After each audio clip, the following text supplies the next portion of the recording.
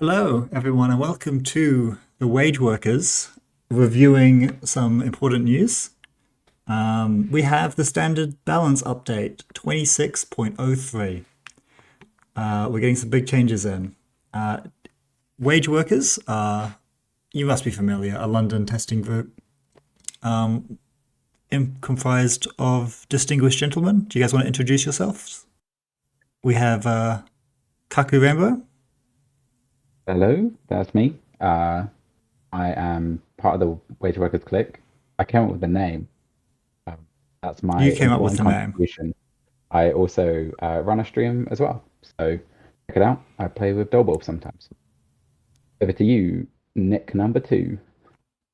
Oh wow! Just taking the moment to establish a hierarchy of nicks there. Hello, I'm Feathermark. I largely ITO. I run events. I'll be running the London Regionals in March. That's the one. So yeah, please do come along and say hi to me there. I also have stupid opinions about weird decks, and many of which I hope to be airing here. And yeah, pass it over to Sky Eater. Yeah, hey, Skyder, Jack. I am actually not much of a content creator, struggling with art block to come up with alt arts, but yeah, no, based mostly in London nowadays, but actually at the moment I'm streaming from the literal other side of the world in New Zealand. Best place in the world, in Wellington, which is also where I started. Interesting, we both came from Wellington to London playing Netrunner, but neither of us knew each other beforehand. So we both just independently found Netrunner in a city where no one plays it. But let's talk about. Coincidence. It I've was always very wanted to ask: bizarre. is there an Auckland Netrunner scene? Do you guys hate each other? Well, to hate Aucklanders don't have the the scene, creative it would capacity for that. It implies that Wellington has a scene, which it at the moment doesn't. Yeah, Wellington. If Wellington doesn't have a scene, there's absolutely no way Auckland has a scene. Auckland has more people, but they lack. Most of them aren't ensouled, so they don't really get up to much interesting. But that's beside the point. We're here to talk about the summary of standard ban list 26.03, where we have, starting at the top, daily casts unbanned, deep dive unbanned, DreamNet unbanned, info bounty unbanned, and then we have we have Hoshiko and Sable banned, Luminal banned, and Svigator banned. Starting from the top, what do we think about a daily casts unban? I guess it was difficult to really see why it was banned. There were always a number of economic options available to most players. Obviously, this is effectively a click for 5 credits, but there are other ways to do that. So it was just an option cut out. I guess it made sense. It felt like the game was a bit better, but when you just replace it with something like open market, no, that gives you one I less. think I really see why it was banned because it's neutral, which is a big deal. Like open market is basically the same thing, right? It's really comparable in that it's like sure gamble but slightly slower, maybe slightly like harder to play sometimes. Open market doesn't give the full 5 credits; it just gives 4, so it's even more sure gambly. But I think the fact that it was neutral meant that the average runner would have just been playing sure gambles, daily casts, matryoshkas, and it's like, okay, what are we doing here? Like every good neutral like card would just be neutral, and everything would have felt very samey. So now that I imagine more classes will have more econ options, unbanning daily cards makes a lot of sense to me. Didn't really need to be banned, but for the sake of making each identity a bit more, like each faction a bit more unique, it made some sense, right? Yeah, I think it's a question of how people want the game to be. Like when you're building a deck, you want there to be here is a bunch of economic options available to me. Some are in factions, so I prefer them. Some are out of factions, they cost influence, and some are neutral. And then they all come with trade-offs. So classic thing you learn early as a player is, oh, if I don't have 5 credits, I can't play short gamble. So I should make sure I don't drop below that because it'll be annoying. Daily Casts has a similar limitation of the fact that it takes some time to pay off. The same way that there are other ways to get money, like Info Bounty, which obviously is a card that is controversial because it's been on the ban list. But the fact that it sets a hurdle for you that you have to try and overcome in order to get that money, and as a result, it ends up being a more credit generating asset than maybe another card in your deck. So I don't know. It always felt like Daily Cast was just slightly too good, I guess, in the context, and maybe it was just the easiest way to cut down runners a bit from doing so well. You also have to consider what might be coming out in Vantage Point. Every set likes to put another little swathe of econ cards, and you get the sense that for NSG, like the more sets that they put out that are their own, the more they want to really focus into each faction's particular style of running. So for Criminal, it's going to be very event based. It's going to be quite swingy money, and then for Shaper, it could be from a lot of different sources, from like programs, from your resources, but it's all quite nice and slow burn. And Daily Cost will now hit a nice middle ground where a lot of decks will just want to do one thing and not have room for that middle ground necessarily. Yeah, I I don't think have too Daily much Cast to would have add been in every because deck. sorry. Yeah, don't have too That's much to okay. add. Got into the game after Daily Cast got banned, so can't really comment on Oh, how wow. it went. You're going to put your first Daily Cost down at some point in the next few months, or not. Yeah, I play with Daily Could be Casts. fun. It was legal when I started, and it was like, yeah, it was good. I mean, it was like not. It was about as good as Sure Gamble, I would say. It's like it had a small trade-off, but that trade-off didn't really come in deck building because if you need more money, you just put Daily Cast in your deck. Like you don't need like weird synergy pieces or anything like that. Just like how if you need a bit more money, you just put Sure Gamble in your deck. Like you don't think too hard about it. And that is both a great thing about the card. It's like it's easy deck building, but also in such a small card pool, it would have been very samey. Some level of everyone plays Sure Gamble is fine. Everyone plays Sure Gamble and Daily Cast. It's like, okay, now we're getting towards monotony. So not a big deal. I It's at think it this will be point, nice to actually, have it. before we move on, that I realize that I am the chat's resident old head, and I remember a time when this was played alongside Career Fair, and you could just slam it down for no credits. Oh, what a time to be alive! You can't do that now. You can't do You that can't now. We even don't pay have for it with either of open those market. cards. I did play with Career Fair. I had Career Fair in my Steve deck. But anyway, yeah, Daily Cast is good, and now we can play it. Deep Dive is really good, and now we can play that. And this is a bigger deal in terms of people's not going to be as many decks as Daily Cast maybe, but I think on the psyche this is a bigger deal, right? Yeah, I long thought that we took out Deep Dive from the game, and it annoyed me because Deep Dive was the showstopper. It was the thing where you're watching a high level table at a tournament, and then you see someone run 3 centuries, like, oh my gosh, are they going to do it? Are they going to do it? And then they do the reveal card by card off the top of the deck. It's publicly shown, and it's so exciting to see that happen. And then unfortunately, Sable exists. It just made it too easy, and I always found it a bit weird that Deep Dive was the thing that was gone for rather than Sable, which obviously now we're going to talk about in a bit. But Sable going has really diversified the options for criminals. For so long, it felt like, oh hey, I could have a credit or I could have a click. I'll Yeah, and take I'd a click rather a because I click, can make the card. please. Yeah, that sounds really good.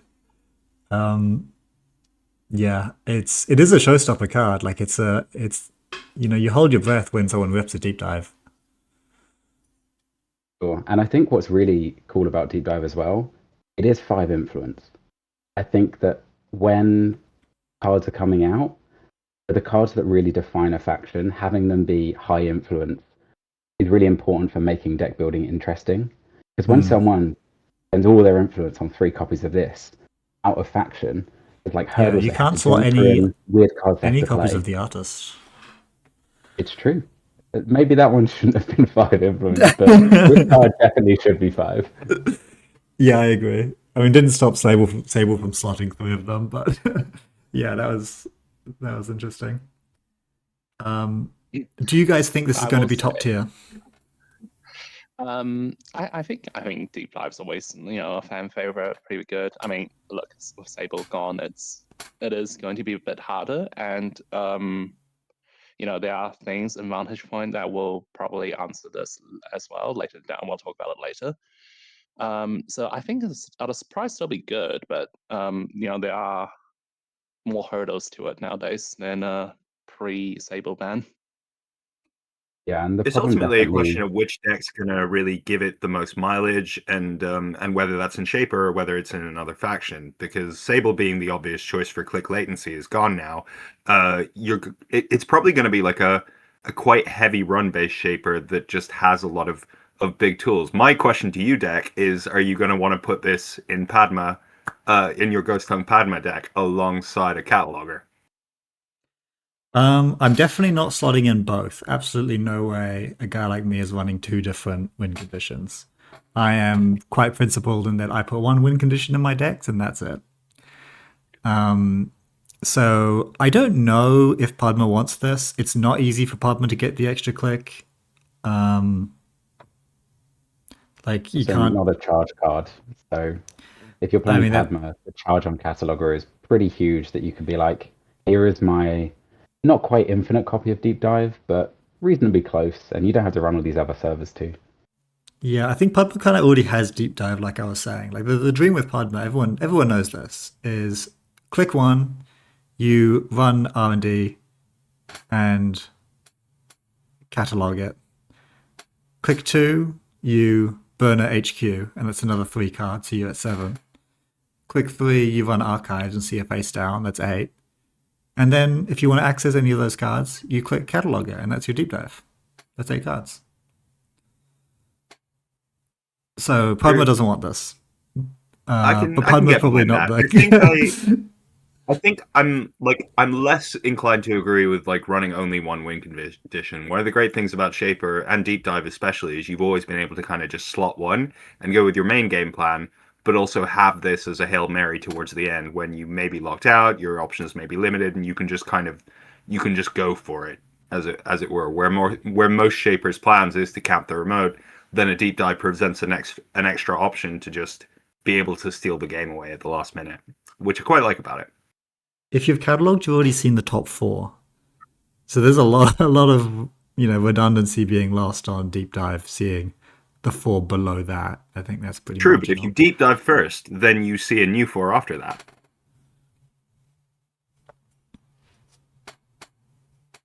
That doesn't really work. Yeah, because you I have don't think you have to R&D. You have to break the run on R&D to see the top 4. I think what's really good about Deep Dive is where Epiphany has been having a pretty good time. Maybe from a lot of players, I've heard that mostly it's just the overwhelming and confusion of it, and the fact it can snowball. A card like Deep Dive is really good because where they're often stacking the top 2 or 3 cards of their deck, and Cataloger feels bad, and using Devadatta Drone and running on HQ or something to see 4 cards also feels bad. 8 cards in a shuffle is a really good way to kind of throw off a deck like that that's looking to kind of keep the top of the deck stacked a little bit. That's true. Yeah, Epiphany is going to hate this existing because it's just like an easy way to grab their agendas that they buried 3 deep, right? Or 4 deep even, I think they can do. So it's going to be a big deal. I mean, this is tough if you're a corp that doesn't ice 8 centrals early. Some games you just like feel like your deck isn't the type of deck that can beat deep dive. How are we getting the click, guys? Because Swift can get the click in Criminal. Oh yeah, I think the only realistic way is that you play Swift. You could play it out of faction. Well, you could play it in green by importing Swift. You could play Deep Dive in blue by obviously taking Deep Dive over, but it's more expensive. I don't think there's another way to do that. And what I'm happy about with this is that it makes it difficult because it requires you to have some kind of setup. Whereas Sable, it was just printed on the card. So it just said, oh, hey, if you like Deep Dive turn 1, you can look at the top 8, and if you want, you can access 2 of them. And that's quite good. Turns out having a powerful ability printed on your ID, something that maybe you could normally see on a console, turns out that's usually quite a good power to have as an ID. That's pretty good, yeah. Okay, so that's Deep Dive. It's a good card, and it will definitely, I think, see play. I think it's going to be a lot worse without Sable. obviously. But there's someone will like Deep Dive, and that deck is going to be a real contender for the best. I think the one-off slot of it is definitely a very nice thing that it's been missing. Playing one cataloger doesn't quite feel enough sometimes, but having just one Deep Dive is probably enough copies of Deep Dive in most Shaper decks that are looking to lock down their remainder. DreamNet is back because Hoshiko is gone, so you're allowed to do this. Now, who here has played DreamNet? I played It has DreamNet. been banned the entire time I've been playing, so I've never played it. The text is crazy. I but played it I back don't when who were the IDs that played it? Could you play it with Sunny because she had 2 links? You could play with I think she was Adam, maybe one I of them. think, and Sunny Apex, And then- definitely. Apex was Also, definitely a thing. And also, yeah, Apex it's was not. the other one. I think I Oh, yeah, more Apex. likely would have played it in a deck with 2 link rather than the digital IDs. Just because there were a couple of ways to make that happen, especially where Az had link. Yeah, I think the only digital IDs that would use it are Flipped Hoshiko and Apex. I don't think there are any other digital. No, there is Yes, now. but Sunny does have 2 link. Yeah, as you The said. new Criminal was digital. Oh, that's Yeah. cool. That's a nice People little people synergy. say the True, new criminal actually. doesn't do much, but it has this whole second line of text that says you can run DreamNet now. Yeah, he's a DreamNet merchant, but we can talk about that when we talk Yeah. about him. Yeah. And the other thing to note is because it's virtual means that if you're playing Gashapon, then this is now another target so that you can feel like you get more value out of your Gashapon rather than just installing a one-cost paladin with it. Not that It's I'm nice ever to sad have to just install a one one cost more- paladin with it. It's nice to have one more virtual in there. Oh yeah, for sure. We're skipping a little bit ahead for me to the new card announcements, but for me this feels like NSG. Ooh, Lord, sorry. NSG kind of pushing criminal direction where you're running fast, running early, and running at least once a turn. If you look at this with other criminal tools that aren't being used right now, like Zenit Chip, where you're getting literally double this bonus, you could be drawing 2 cards per turn just by running a server. Yeah, it's crazy that Zenit Chip is like, you gotta tank a core damage to make that happen, and this one's just like, oh yeah, no, just pay 3, it's fine. I mean, you do also have to get the link, right? No, you get the Obviously- card regardless. Like, I think the card alone is like, Oh, yeah, you true. consider playing this just because you get a card. And card Yeah, draws I pretty think good. what's also nice is when you're deck building, if you want to play something that's using Zenit Chip, well, now you can play one Zenit Chip and one DreamNet, so that you could have both out if you really need the gas, but also you can find one of them and not feel bad if the other one comes up. Whereas if you're running 2 Zenit, I don't know anyone that's run 2 Zenit in a deck. No, you certainly would never do that. Mm-mm. So yeah, DreamNet, really good card. Going to be crazy on anyone who can make it work. The credit, I think, is just gravy.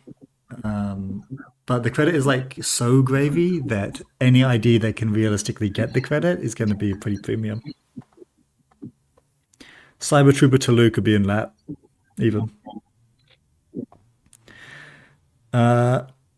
Info Bounty is unbanned. I don't really care. I doubt anyone's going to play this. Is that crazy to say? It's hard to run any mark cards without Sable, unless they're introducing a new mark prim ID, which we don't know about. Well, we know they're not, because there's no way they would do 2 Prim IDs We in know this they're set. not. They've got one. Yeah, exactly. So Again, I think that's we need to. unfortunate. For me, I think we need to look at this within the overall philosophy of the faction and where it's going as a whole. You know, like if we talked about the DreamNet and the Z chip interaction just now, you've got to be running fairly frequently in order to make that sing. With Info Bounty, it's installable off open market. It's going to be enfranchising you to run a central server at least once a turn, which a couple of criminals are kind of like generally inclined to want to do anyway. I think it's definitely for me, it would be a 1 and absolutely nothing more if your deck was trying to do that. yeah, maybe a one-off in like Muesli Hat or something like that, but where all of your Carpe Diems and whatnot are just going to, you're just going to throw them down and maybe you get some more money. Like it's a good card. It's just like a fine card, and it's not so good that I think great criminal lists are going to be excited to slot multiple of them. Maybe none of them at all, just because it's kind of awkward if you're not Yes, Sable. if as does get played, it is a job. So when it costs 1, if you run twice with it, then it's like an easy mark. If you run As is 3 not times, getting 4 played. times, whatever. But yes, that is true. It is a job. Hey, you don't know what's getting played and what's not, because I do, with Stable actually. gone, it means you can play anything now. It does. There is slots for Anything like, you want. oh, we need to reconsider things, but like the thing we're reconsidering is Muesli Hat and the new guy who's gonna play DreamNet is who we're Yeah, considering. but if you think about it, it's a kind of high roll economy card, but it can provide a lot more value than something like a single daily cast. So if you're playing Wesley Hat, you're obviously not going to play this because it's a resource, and you need to be really careful about your resources. And then the other guy is planning to have tags, so maybe you want to be a bit more resource light. So it is nice that by unbanning this, you do slightly increase the chance of people playing some of these other blue options, like Baz, for example. Now maybe Baz is a little bit more appealing. Oof. I mean, actually, I like Baz a lot. I just don't think he likes Info Bounty either. He doesn't have clicks like that, I don't think. Just to like, I'll make a run on archives or R&D because I'm getting Info Bounty. Like, it's fine. I think this is just a case of like, there's absolutely no reason to have it banned with Sable gone. So bring it back. Like, let people play with their cards. And I like that. I have no problem with that at all. Yeah. Hoshiko's Yeah, gone. I agree. No, this is a big deal. We need to now reconsider everything we think we know about Anarch, because Wage Hoshiko now, I believe, is going to live in Lu. What do you guys think about that? I could see that being the natural home. I will say overall, I'm very glad that both Hoshiko and also Sable, when we come to it, are gone, because the problem with these IDs, from my perspective and the way I like to play games, is they're just pure value. Technically, Hoshiko asks you to do a few things. It asks you to do a few things in such a vague way that if you want, you could just be flipped the whole time, and that's a totally valid strategy. So I like IDs that let you evaluate the card pool a little bit differently, and don't just say, have more money, have more clip, have more card draw, as like plain text on them. Yeah, I think there's a place for an ID that's kind of just decent, so that you don't need to pursue some like narrow strategy and you can make up your own stuff. But Hoshiko was like, you can pursue any strategy you want, and even like trashing based strategies, or like a really aggressive strategies, or whatever you're going to do, you should also be doing that in Hoshiko. You shouldn't look at any of the other IDs. The exceptions may be Essa, who's a bit unique, but yeah, with Hoshiko gone, now there's a reason to play everyone else. Yeah, and the challenge you have is Hoshiko's text, literally, the hurdle that Hoshiko's setting you to say, do this thing and get a reward, is, are you playing Netrunner and interacting with the other person? Which there are technically ways that you can not have to do that. Oh, there's a very cool animation they have on there. But know, yeah, look it's at that. basically saying, oh, if you touch some cards in the game, you can have some money for it. And Yeah, if you're doing anything, you get loads. Dude, 2 credits on turn 1 is like in my veins, please. Yeah. Are you guys excited to try anything now that Hoshiko is gone? Like, do you guys care about Phoenix now? Do you guys care about Lu now? What are your thoughts? No mention of Topan there at all. I've never personally been interested in Anarch as a faction apart from Essa, because their gameplay is like incredible. Like, it completely breaks the faction. But I do read some articles in and along about like people coining the term Hopan for 2026. What do you think? Topan's text is like good, right? But it's hard to see it being that consistent, because you're just inherently gambling a lot. Like turn 1 and say, okay, I want to install my daily cast with Topan. I think that's really strong. Topan loves daily cast. Okay, I click down my daily cast. Oh shoot, I just hit my Fencer. Like, I just hit my Kaiko. That's really annoying. Now I need to find another one of those. It's like, I think we're looking at these things in a vacuum. Whereas when you're playing something like Topan, what you really want to do is play that fencer down first and sculpt your hand to get the maximum return. You know, Yeah. it's definitely a hard ID to really play effectively. But I think if you can get it done, you're doing great. You know, especially where Anarch is full of cards that reward meat damage. It's possible if we get like an Earthrise or something like that. I could definitely see Topan being like, "Oh, you want to play Reg, and you don't want to you don't want to rely on your opponent being a lowable deck. Oh, okay, just play Topan. That's good value. Sure. Yeah, a card like Earthrise Hotel could save Topan quite a bit, because what I find with Topan is that you just have to sink so many clicks and drawing to recover from that, like, ID text, which is good. It's good text, don't get me wrong, but until there's like a way to get loads of draw with very few clicks, I'm not so sure if Topan is what I'm excited to be playing. I think Lou gives you draw on the ID, and I think that's pretty tempting. Yeah. Lou's pretty interesting as well with some of the upcoming cards as well. I keep alluding to the spoilers, but you know, they are what's exciting, I think, in my view. Also, banning Hoshiko is exciting in the sense that we have now finally unlocked Anarch as a faction outside of Rig Hoshiko. Yeah, they've unbanned Lou, they've unbanned Topan, they've unbanned Phoenix, which is nice. So yeah, big deal. We also have Luminal banned because HB can never have anything nice. How about that? HB don't deserve anything nice. Oh man, I mean it's fine. Like it's just a toggleable thing. It's like, do we want HB to be a little bit quick, or do we want them to just be like normal? And you can just turn the switch on and off whether you ban Luminal. I don't know how to feel about that. I think it's fine.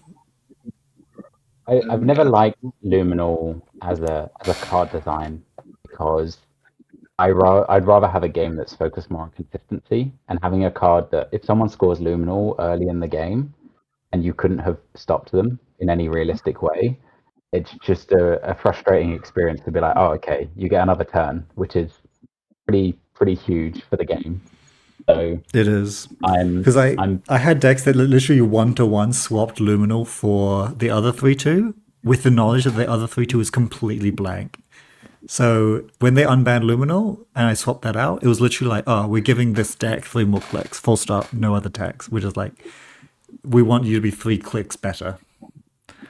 Yeah, I think what was interesting with it being limit 1 per deck is where people playing Leo started using digital rights management to summon this card from their deck when they felt they could score it. I think that was a really interesting way to build in consistency around a card like this, but I think the numbers are just slightly too good on it. If it said 2 clicks, probably it wouldn't be banned, but because it says 3, it's just a little bit too much gas. Even if you sometimes click for 3 credits with the 3 clicks. Yeah, I mean, that's pretty sad, but I'm not going to say I've never done it. That's what it is. What's interesting is that, like, in the design space, I don't think there's any other card on the ban list that really kind of fulfills this role, where if you need to give a faction a little kick upwards, you can just unban it. It's like, oh, NBN's not great. Let's just bring back Gold Farmer. Oh, we man. should bring back Gold Farmer. That'd be kind of funny. I guess the difference, though, is when there are agendas, it's easier because you know that they're not going to get played elsewhere. Whereas if you unban Gold Farmer, people aren't going to be playing in NBN. They're going to be playing in every single Corp deck. You're right. I should have said let's unban Bologna. Exactly, that's more like it. Yeah, please don't do that. I don't want Epiphany to get any more miserable. Okay, Luminal's back. Luminal's gone. Very sad. It'll be back when poetry is still unplayable. Sable gone. We've kind of talked about this with the other cards already. Sable, I would argue Sable is going to come back one day when Corps have more counterplay to Deep Dive, and like there are some other IDs that can test how good Sable is. It's not unlike when they so elegant very briefly before rotation, you know. Yeah, I think Sable is so elegant. She's such a fun thing to give a new player because she gives direction to like, oh, I don't know what I should be doing. oh, Sable has just pointed at a server and said, go there. Yes, ma'am, I'll do that. I think there's actually value to that. Yeah. I'm I'm Yeah. surprised to see Sable get banned because they've just banned an entire faction, right? I don't know of any other blue ID that anyone would ever realistically play. So maybe there's some blue cards that I haven't seen, but I'm looking Well, while forward dolls to were around, you actually see how seeing. I think was actually better than Hey, Sable. we got a new virtual We friend, do you have a know? new virtual, so we Someone have. will be It's playing. true. It's Someone will true. be playing blue. I'm just excited to not have to sit across a Sable and have someone roll a dice at the start of every single turn and Oh, that's then gonna be use a interesting. mark dice that makes me think, hey, wait, you've rolled archives 4 times in a row. Is this dice definitely of a quality that means it's not gonna You think roll? about games against me? Because that is my luck. It feels like a common thing. Weirdly, despite the mark not being necessarily very consistent, it has been quite successful at giving people value no matter where the mark falls, which is nice. But yeah, I'm glad to not have to watch a dice be rolled at the start of every turn. That's a I'm a good big point. lover. I'm a big lover of Sable, but one of my biggest gripes with Sable, as a person whose almost signature move at the start of the term is to beat flooding by just like casually putting an agenda in archives and then letting it sit there for a couple of turns, is just never feeling fully secure that it was ever safe there. I'm gonna enjoy not having to feel that anymore. Yeah, it is a Yeah, bit once nonsense when in a it's like, oh, while. turn one, I happen to roll HQ with the transfer in my hand.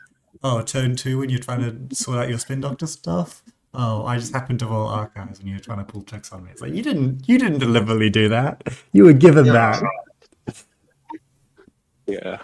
You didn't work for those Uh, reads. yeah. In saying all that, I will never stop running Crim. I will bring a Zaya deck when I'm back in London.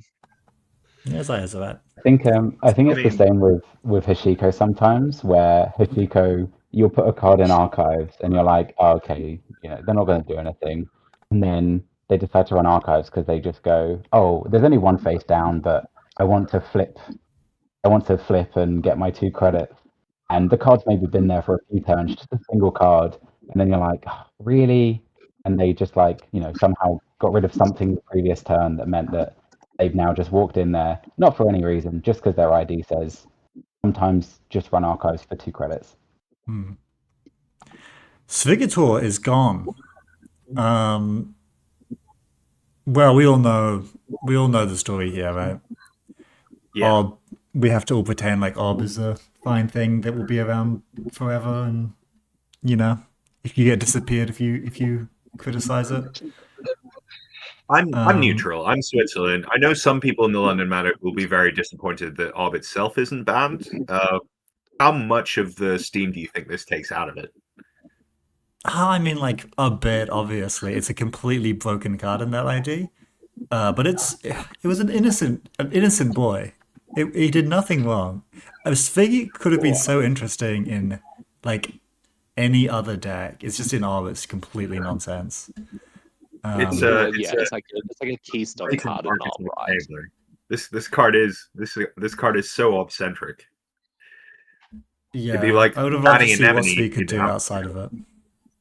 A little world story for people. I remember when we were at World, at the time, everyone had been playing a Yuko, and every card costs 3 to trash. Your Fart costs 3 to trash. Uh, Battle Walk costs 3 to trash. Loads of things cost 3 to trash, and that's really annoying because three is just too much money.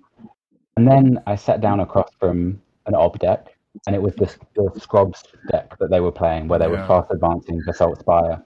And I just sat at the end. I just said, "You guys, you are creative, but also a bunch of sickos. You've literally just gone. What is every single 4 cost to trash card? Can we put it all in one deck?" And that is, I think, the flaw with a card like this is 4 to trash is just so much So cost much. to the It's runner, just it's especially when it actually costs so 0 for you to miserable run. to run something. It's a SV. You have to trash it because otherwise they basically just win, and it costs four, Yeah. and there's no commitment on their behalf. It costs zero to res. Like they can get these things out for free, like candy. Yeah, and if they let it fire once, then what did they do? They spent a click to install it. And you No, went. they didn't Let's say spend you a went and they didn't trashed spend it. a click to install this shit. They Oh found it yeah, from their come deck on. with magical magic fingers, greasy fingers palming through their deck. They pulled it out, they slopped it onto the table. Wait, they didn't spend any clicks on this.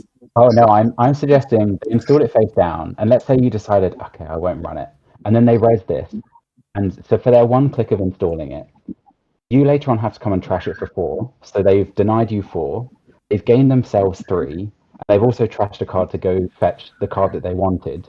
So for one click, they've downgraded a card, but also done a swing of 7 effectively, which is just way too much to have on a card that costs 0 to res.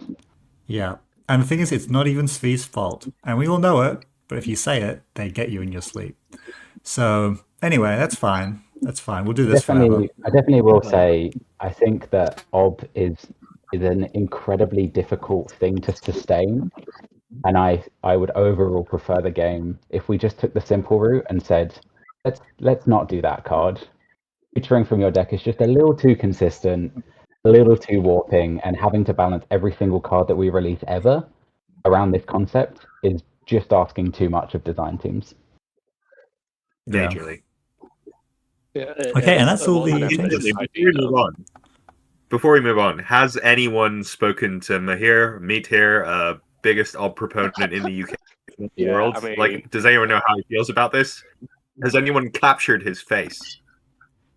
I haven't talked to him since the ban, actually, but I hope his feelings are hurt. Is that crazy to say? No. I'm going to give him a hug at the next London meet. Every odd player deserves the worst. Yeah, This but is- for those this who is- don't know, I think he is probably our number one of representative. Oh yeah, he's really good. And- He's really good at a odd. He actually won some big tournaments, right? Yeah. He's really good at odd. He absolutely loves it, and for that, the karmic debt will never be repaid. Anyway, I can hear him screaming, I can make it work from miles away. Already. yeah, I they'll can still hear make I it can just work. hear it. It's never going away. Like this is just like, you know, we already lost the really good Cyber Sand, which for the similar reason, it's like, oh, this card is completely nonsense. It's completely busted and ob. 4 to trash is too much. It does too much. It's too easy. And it's like, oh no, ob's completely fine. Like, they could just still have the best deck in the game by like a, you know. And then they ban this, and it's like, oh no, what are they going to do now? They'll still have some shit. You know, they're still going to be slopping their cards down all over the table. So speaking of controversial IDs to have not banned, should we talk about the elephant not in the room? Like that's all the bans that we've seen, but have you do you reckon there's anything you wanted to see banned that wasn't Alco? Or any decks that Oh, could you have want an been hit? Alco ban? No, dude. There'd be no game left. No, not the ID. Not the ID. Absolutely not. Like I think from a design Oh, like perspective, cohort or something. absolutely do not want to see an ID banned within like at least 2 cycles of its release. That represents a failure on the design team, and I don't think Alco needs to be banned. You know, No, I but don't like think Alco needs a to be big banned. hit in the way. Yeah, a big hit in the way that Svatogor's hit Ob. You know. No, they've already had it. They've already had Sting banned and that balance the faction. Mm. Yeah, and they're still not. Well, yeah. I mean, it is actually being considered to be unbanned if you look at the announcement later down the line. But at the that's moment, true. they're gonna see what Vantage Point looks like. Yeah, no, they've already balanced the faction by banning Sting. I think Alco's obviously really good, but like something has to be good. It's not really causing problems, I don't think. And to be fair, it sounds like the team might expect there to be more answers to codex in the future. Yeah, I mean, I could believe with it, the right? way Like, that they've worded this.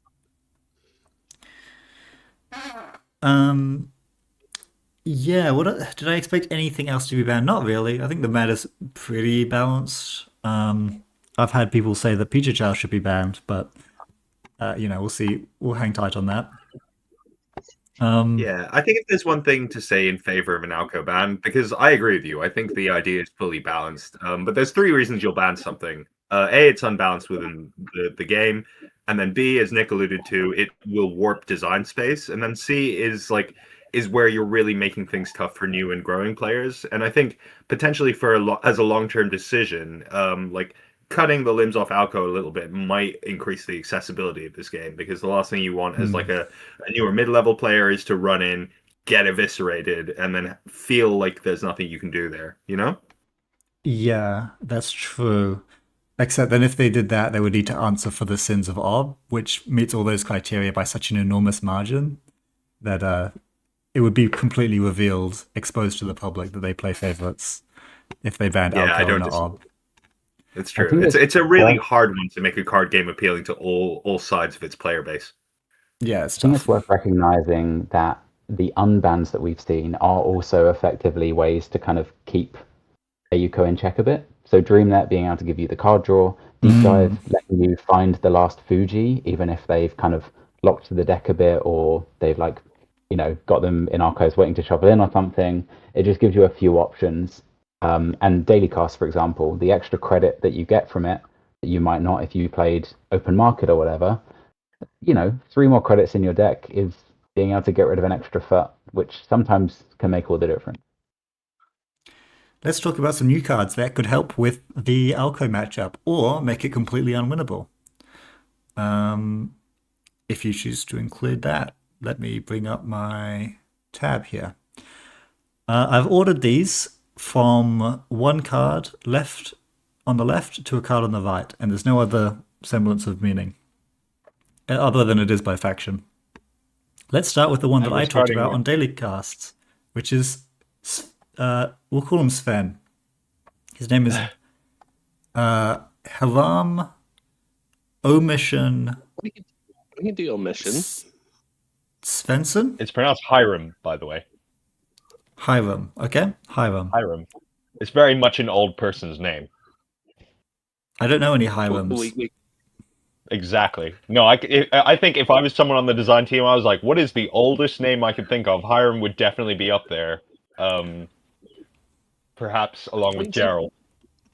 To be fair, though, like, if we're going into lore perspective, we really should be using a Gen Z name or even a Gen Alpha name. That's true, actually. Like, this is a different generation. It should be called, like, what's a youthful name? Well, no, like, he's born after us. Oh, true. Oh, so he could be like an Ezra or a Tyrone. Yeah, exactly. But with like apostrophes in weird places. Definitely one for the design and flavor team there. Yeah. Take note. Okay. Take note. Actually, old people's names do not make sense in this context. You should be calling them like, Young Cloud or something like that. I had the pleasure of playing as this ID at our last Tuesday meetup. It's actually so. I mean, for all that it's been roundly trashed following the previews, I actually really enjoyed the ID ability. Otis Bowlesley, a player of some note from the London meta, created a really cool idea based around trashing hardware from hand using Audrey at instant speed on both mine and the Corp's turn. My matchup, amazingly, was against Melius U, the new Jinteki ID. And so there were a lot of really cool mind games. Like where I knew the R&D card, but I didn't know whether running on R&D would trigger a card recursion, taking that card off the top of R&D and swapping it with one on Archives. So that was pretty cool. More on that later. But really, if you're able to fire the R&D ability, just knowledge can be power, especially in a faction like Shaper, where you're looking to make big targeted runs. And there were 2 occasions during that game in which that ability actively won me the game and made my resource spending much more streamlined and efficient than it otherwise would be. Yeah. Okay. Let's. I still don't think it's very good.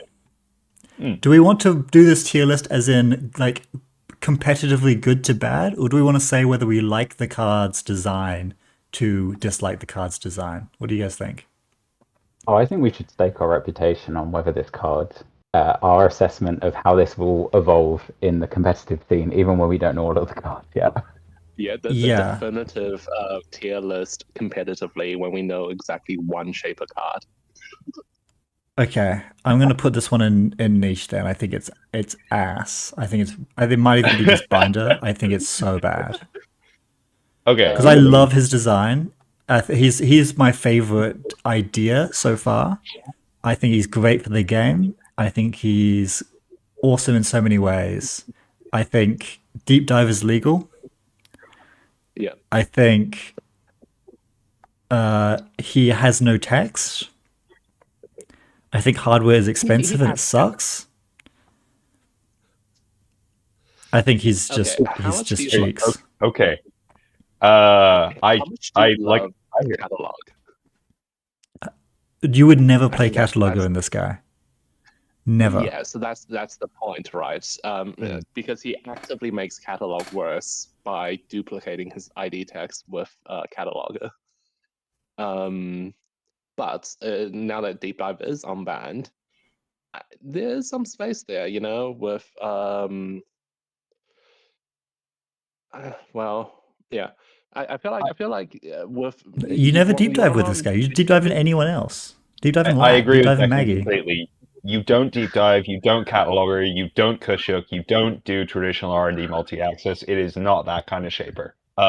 Which is why I'm hedging my bets, considering there are no other shapers currently announced. And I want to put this guy either in niche minimum or archetype role player. I don't think he's enough to single-handedly make a form of shaper where you're actually just sitting back, camping the remote, and looking for opportune accesses on R&D fully viable on its own, or even somewhat viable on its own. But I'd like there to be additional cards from NSG that support that style of play. Like, we're sitting back, I'm an old man, I'm not moving very fast, but I can get into your remote whenever I want, and I have this pathway onto R&D to potentially get something. Is it with Beatrice? Is it with like an arrow that I've thrown out there that I can sneak in there via archives? I think there's maybe, he's not great, but I think there's maybe a little more power there than people might be giving him credit for. Man, how is he an archetype role player if he's literally not going to be played in any shaper archetypes that are viable? It's not like you can include Sven in your like Maggie list. You just simply, he's just not going to be played in any tournaments. So what's great about Anita is you just don't know what's coming out. And historically, the role of shaper has always been to sit there and remote camp. Nothing is coming out that fixes him, though. There's no way. I just don't believe it. Like, yeah, okay, maybe you get a card that's like, whenever you look at the top card of R&D, gain 10 credits and 3 agenda points. But like, I just don't think it's going to happen. I think you guys are all crazy and all wrong. I think this card is a staple. Here's my question to you. Paper is the faction about being efficient. What is more efficient than not running when you don't need to run? Firstly, that is the most efficient thing you can do. Is if you know the top of R&D isn't an agenda, just don't run. Save all your credits. The second thing, we talk about cataloger. You absolutely can play cataloger in this deck. The point of this deck that will be built from it isn't that you play hardware every single turn and you do it on the off turn. I think instead what you do is you'll say, hardware is good. You want to play 3 Simmel chip. You want to play 1, maybe 2 cataloger. You want to play some kind of console. There'll be some kind of new hardware that's worth playing for some reason, maybe something that gives you money. And that's enough ways to say, hey, look, how many accesses is you need to win the game? 18? They're not quite accesses, but having 8 times through your deck, maybe more, you get to just see for free the top card of the deck and know whether it's worth it or not, and you can save all your credits.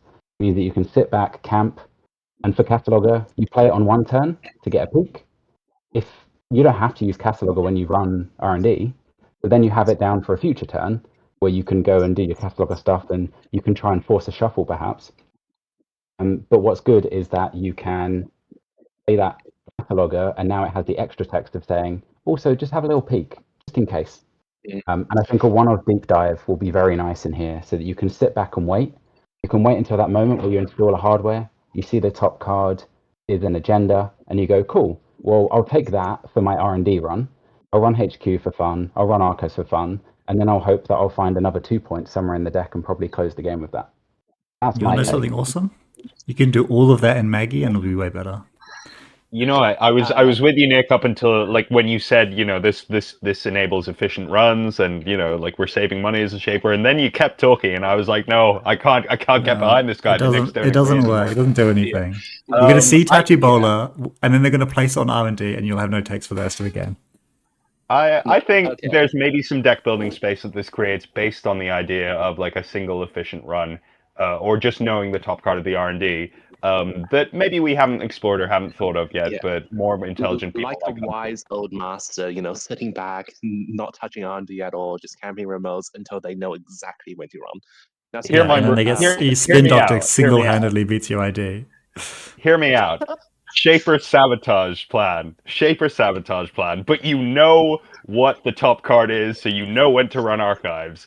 Yeah, NGA Lucy mentioned Shaper. Lantern Control. Have you guys ever played Magic the Gathering? Lantern Control? Yeah. It's a deck where you play with like... Derek knows what it is. You play MTG. It's a card that exposes the top card of the deck, and then you can just run cards that manipulate or trash the top card of the deck, so you only trash their like important cards. It doesn't work in Let's that make manner, Shaper Sab a thing. Let's do it. Let's make it a thing. It's Blinder. No, niche, maybe. I feel like you realistically be able to see maybe 9 cards just on top of, like, you'll always be running Simulshare. That's the card you get to see. You'll probably run like 2 or 3 DZs plus the console. That's another 3 or 4 cards. You'll see don't you want to put it in niche so that when you're wrong, you're not that wrong? Think about it. I want to commit, but you guys all seem very positive about this completely unplayable card, so I will put it into niche for you. But no higher than that. It's not a role player because it will not play a role. So this is just garbage, right? Let's move on to the boat. Let's read out the boat for anyone who might be listening rather than watching. Actually, no, I'm going to put it on screen. Put it on screen as well, yeah.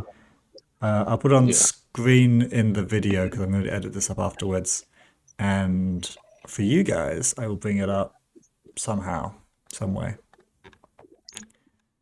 I've got it up on a separate tab. Because you guys have probably forgotten what this card does by now.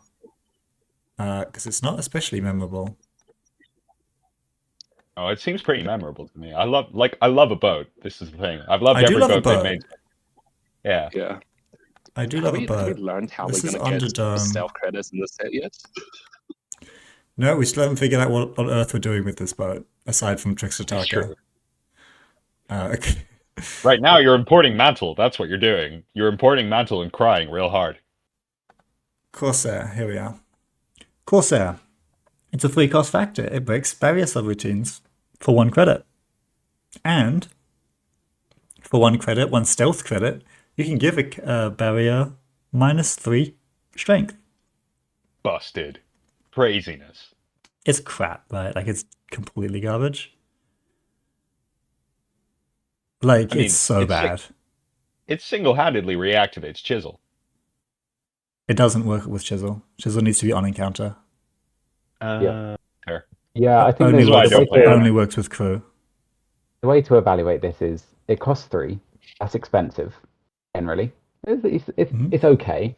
And then if it didn't say stealth on it, it means that whenever you're going through most barriers, you're paying 2. Maybe you're paying 3 for an expensive barrier. I feel like that's not too far from kind of the going rate. No, so it's way worse than the going rate. You crazy? Dude, going through a Kessler Void for 3, going through a ping for 2? That's literally way more than like Corp or Propeller or anything else. It's so bad. Hey, going for a Brown for, 5. 5. Yeah. That's not good. That's like... And 2 of those need to be stealth credits. Unless we see an ID that says all your credits are stealth credits. Even then, I think you just play Rising Tide. Yeah. Also, we had an ID that said one of your credits is a stealth credit, and that was bad enough. I never want to go back to that place. It's so bad. It's like a 5 credit like charm that only works for a double charm that only works for barriers. Yeah. And 2 of those credits needs to be stealth as well. It does technically, work as a devil charm in some situations. And maybe if there's another card that's like, that also says if the ice is 0 strength, trash it, or some really powerful effect like that. But man, would I rather play devil charm than this in that situation. So I don't need to jump through hoops. I'm putting this in binder. Does anyone have objections to that? My only complaint would be I really like the pirate theme, and I hope there's a lot of pirate cards because I would happily play that kind of deck. I always wish I could play the Pieces deck the chess pieces, casus, something was the tag. That always seemed really cool. No idea if it was good. I don't think it was, but I like the theme. Yeah, I think they were all Like bad, I thought of a nice at bracing efficiently, guys. I thought of one. Semex Salmon, single, like 2 credits, boom. That's like fine. It's the AU code killer, Declan. That's what you're missing here. Boom. I don't know. It's 2 credits to beat Samak is like not that impressive though. Like your Rising Tide at 2 is also. I think. Okay, speculatively, I want to put this archetype role player because I want to believe that they put another ice destruction tool in this set to complement this. Like, why would you do this unless you had something to do with that strength reduction, right? I don't believe it's like putting tag cards. There's no tag there. We're certainly going to get more stealth support. I just flatly don't believe that they could possibly print a stealth card that's so good that I can even consider this card for a second. Also, can we just evaluate how would this ever stack up against, say, Charm Crew, right? If we are looking at potential ice destruction in the future of the set. Well, Charm Crew deck is really good, and it doesn't run any stealth credits and really does not want to put slots towards them. Like, it would rather die than put 2 or 3 slots towards stealth credits. Well, I guess that's the point, right? Like, at what point would you ever consider Corsair as opposed to Charm Crew if you're looking at ice destruction, getting things to zero strength? The important detail that you're missing here. Charm is expendable, but it also helps you break things that aren't barriers. Yeah. So I think overall, Charm is just so much more versatile. The important detail that you guys are missing is that if you play this in Topan, it basically costs 1. Now evaluate it. Whoa. Exactly. Whoa. Archetype role player is where we're moving on. This one I don't think is coming out of Binder. We've got Stick and Poke. Some more 2.0, right? Anarch garbage, right? What? Well, okay. We need to talk about Stick and Poke. We need to talk about Rio Phoenix, because that's basically what this card is saying. Yes. Because Stick and Poke... Actually, I should bring up, obviously, the card, so we can read that if anyone has... Stick... Actually, it's not going to come up here. You guys just have to remember, it adds a subroutine that says do a damage and draw a card. To every ice, to the first ice you encounter each turn. Singularly to turn on Phoenix. You never run outside of Phoenix. Do we all agree with that? Yeah. I'm gonna say yes. I want to think about reasons to contradict you, but yes, yeah. Oh, right. It adds a subroutine before the other subroutines. Oh, yeah. No, it doesn't replace. It doesn't do anything.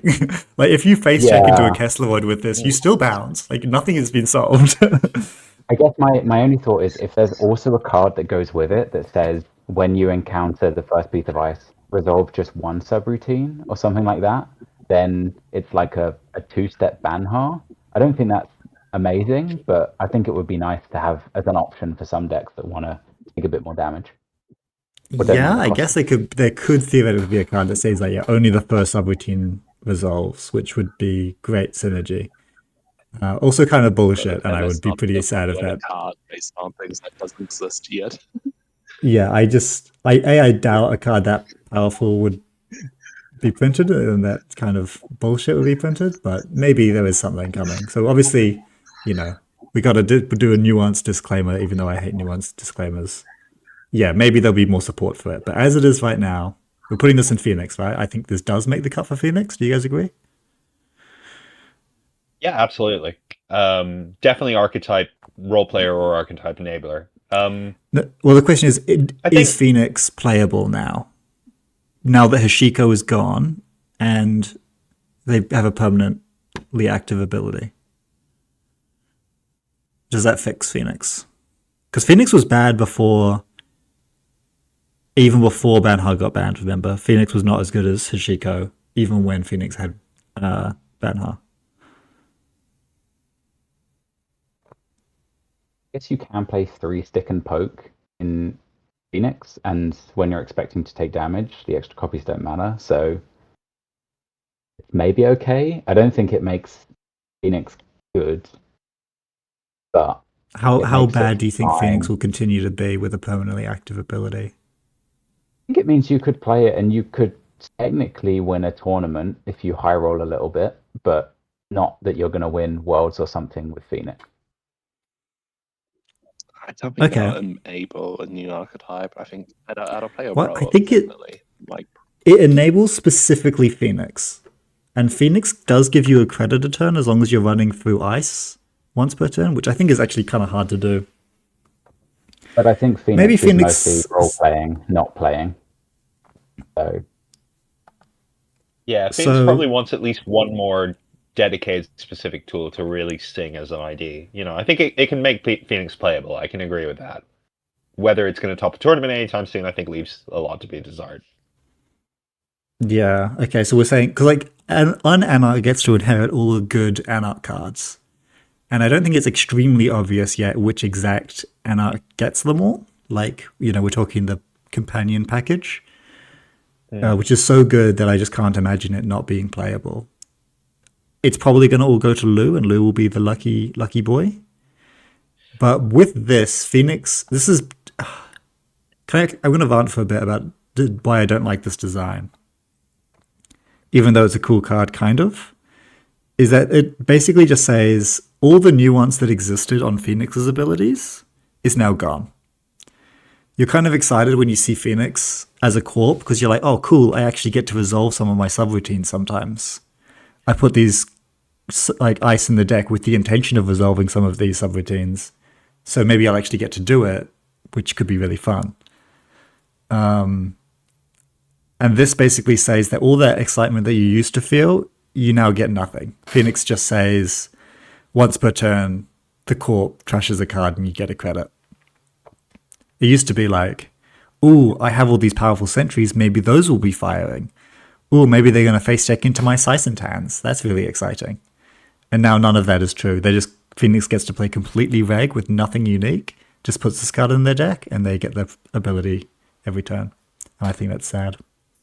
I think there's a couple of counterpoints to that. I mean, firstly, this needs to be drawn in, it needs to be played. So there is still that whole portion of the early game where you can just as easily face check a Sysantan and get burned for it. It means that the Phoenix player has a mid and late game, which is, I just don't think something that they had before, And I think broadly speaking, this rewards a style of Anarch deck that runs triplicates of cards that are fundamentally expendable. I think it's one of those ones that moves Anarch back to that sort of place that you had with Maximum Punk Rock, back from the FFG days, where you had a really big deck size, you were burning through it as quickly as you could, and you just ashen the whole thing. AR Levy AR Access, the whole thing back in again and keep going. I think I would like to see it enable that style of play, broadly speaking, either in Phoenix or even outside of it,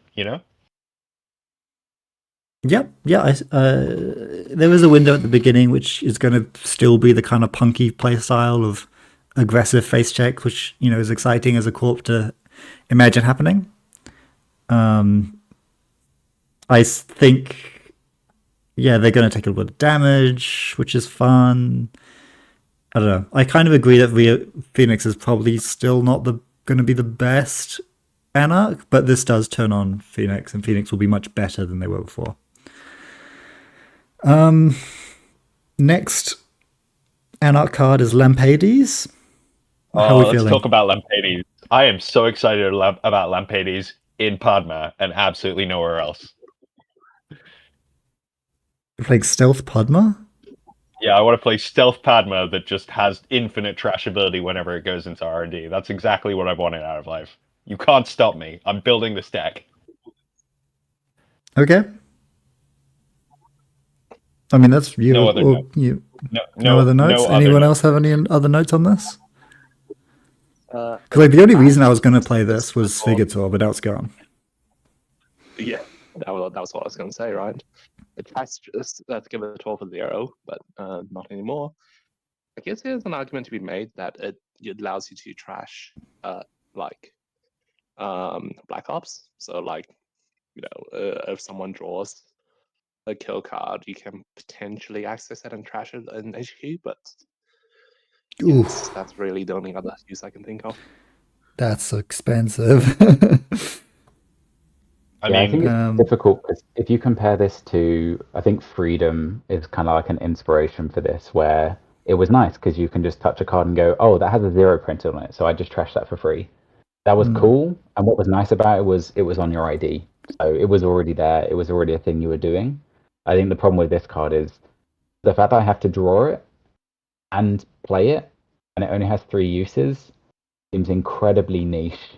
But unless we have a really easy way to put power counters back on it, it seems like a really awkward piece of tech to have to fit in, and I don't see how that's going to work. I mean, I don't know how good stealth credits would need to be for this to be useful. We certainly know that with editorial division kind of coming back now, Black Ops, Grey Ops, things that may necessarily make things a little bit harder for you are going to become a more relevant part of the game.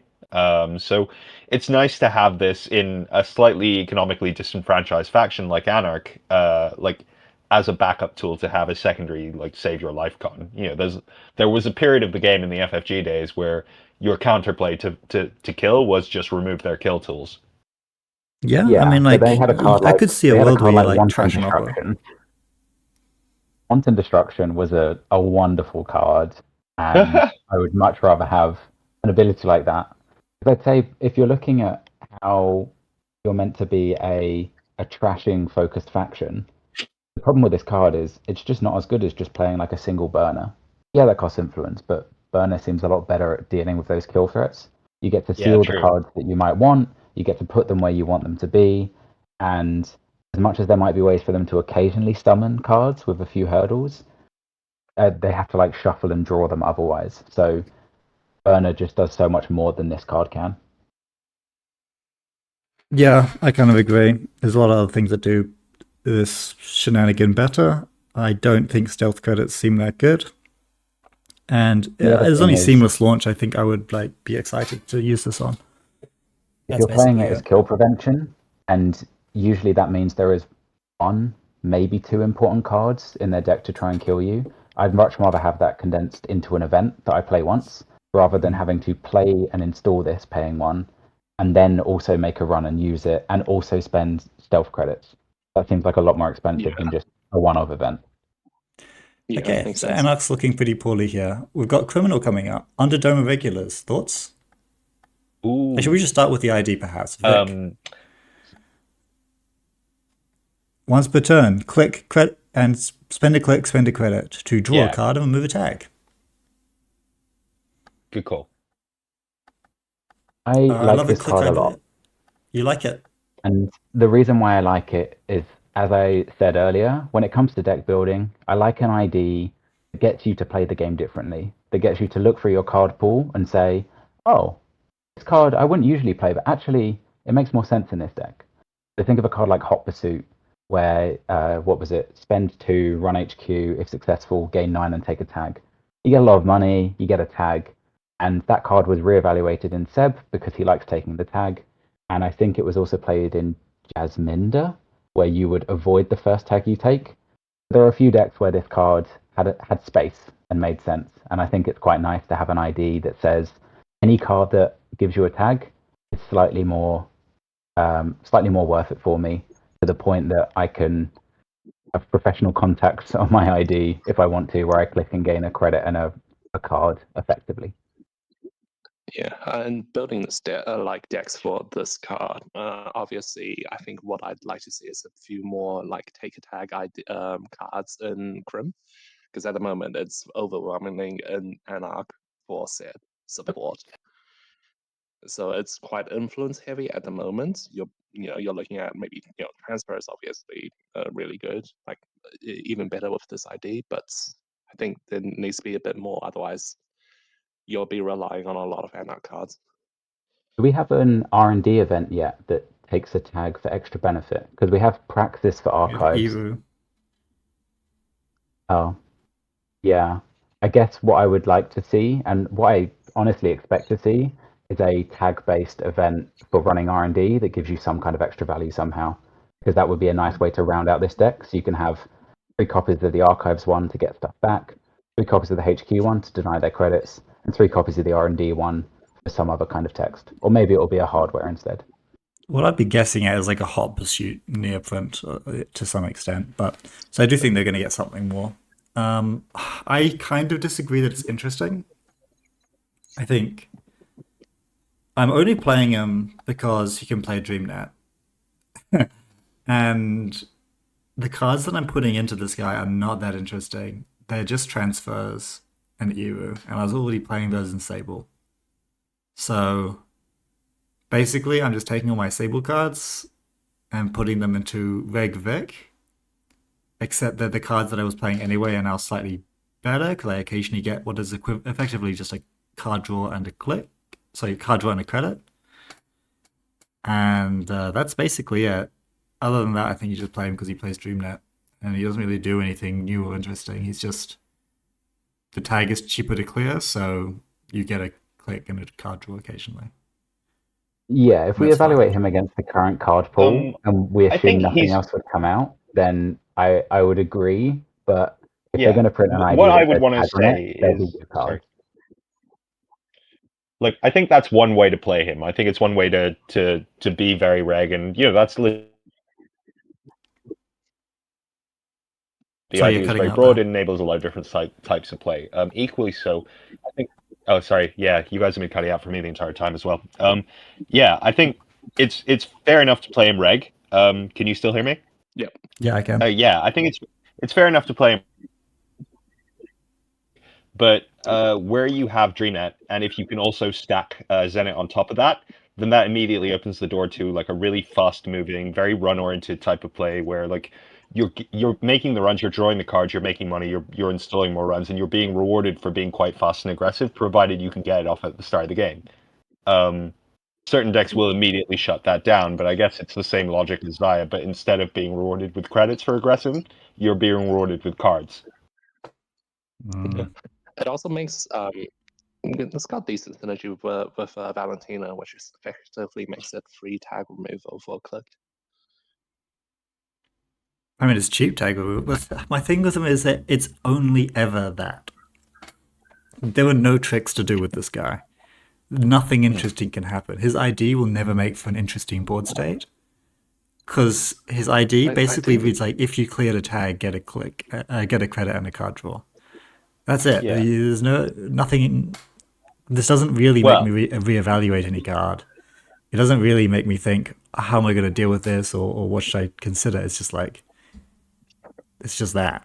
Well, I mean, I guess for me, and that's why I kind of preface my opinion by saying I'd like to see a bit more like take a tag in Crim in the set to make him really. Yeah, but design-wise, even if he's blocking his ability every turn with these cool tag cards that might come out, so what? Like, that's still not interesting. Okay, so your ID says gain a credit and a card draw every turn. That's good. Text. That's Hoshiko text.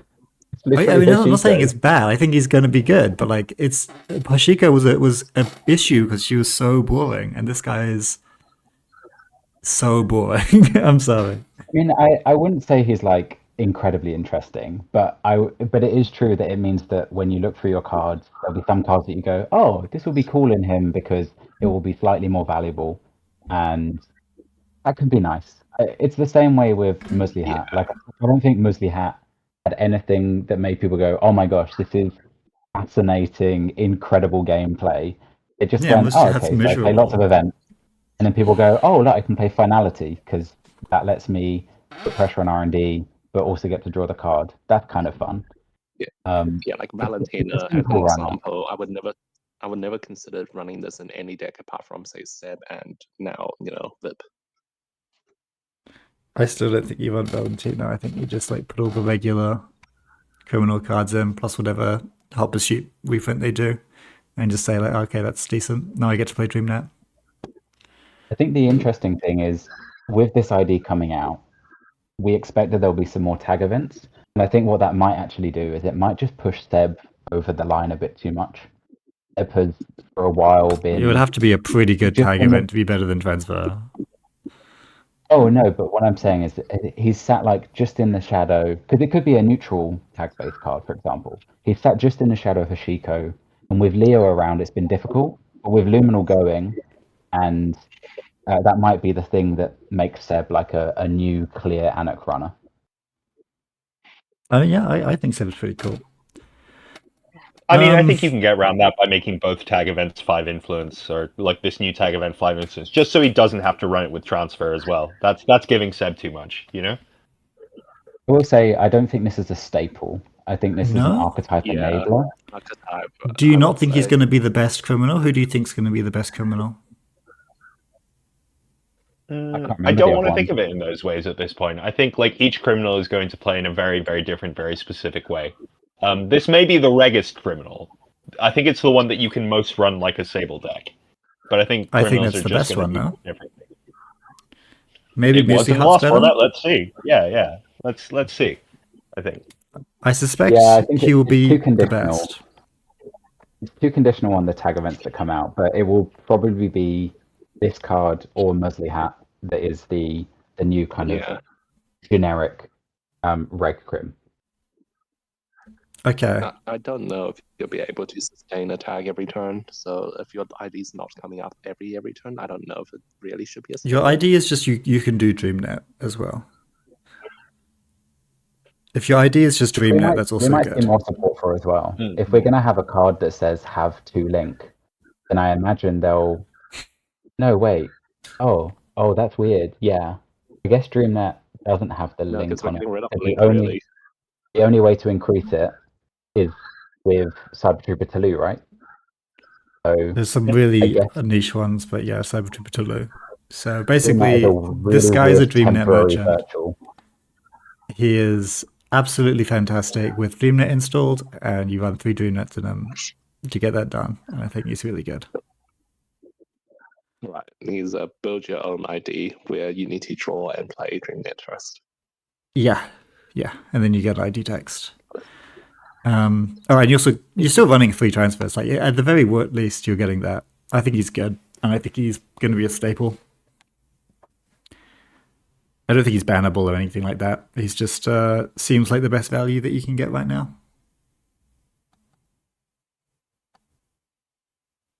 You guys disagree? You think he's an enabler or a role player? I'm still more of the opinion as enabler, but I mean, I can see an argument for staple, I guess. We'll see where the rest of the cards land. I think to put him in an archetype column, you kind of need to get an idea of what archetype he enables. And I think he would enable an archetype, but I think he's just as versatile not doing that, you know? Yeah, he's just so good that you just play him, and he makes all your cards good. So he's just staples. He staples them all together.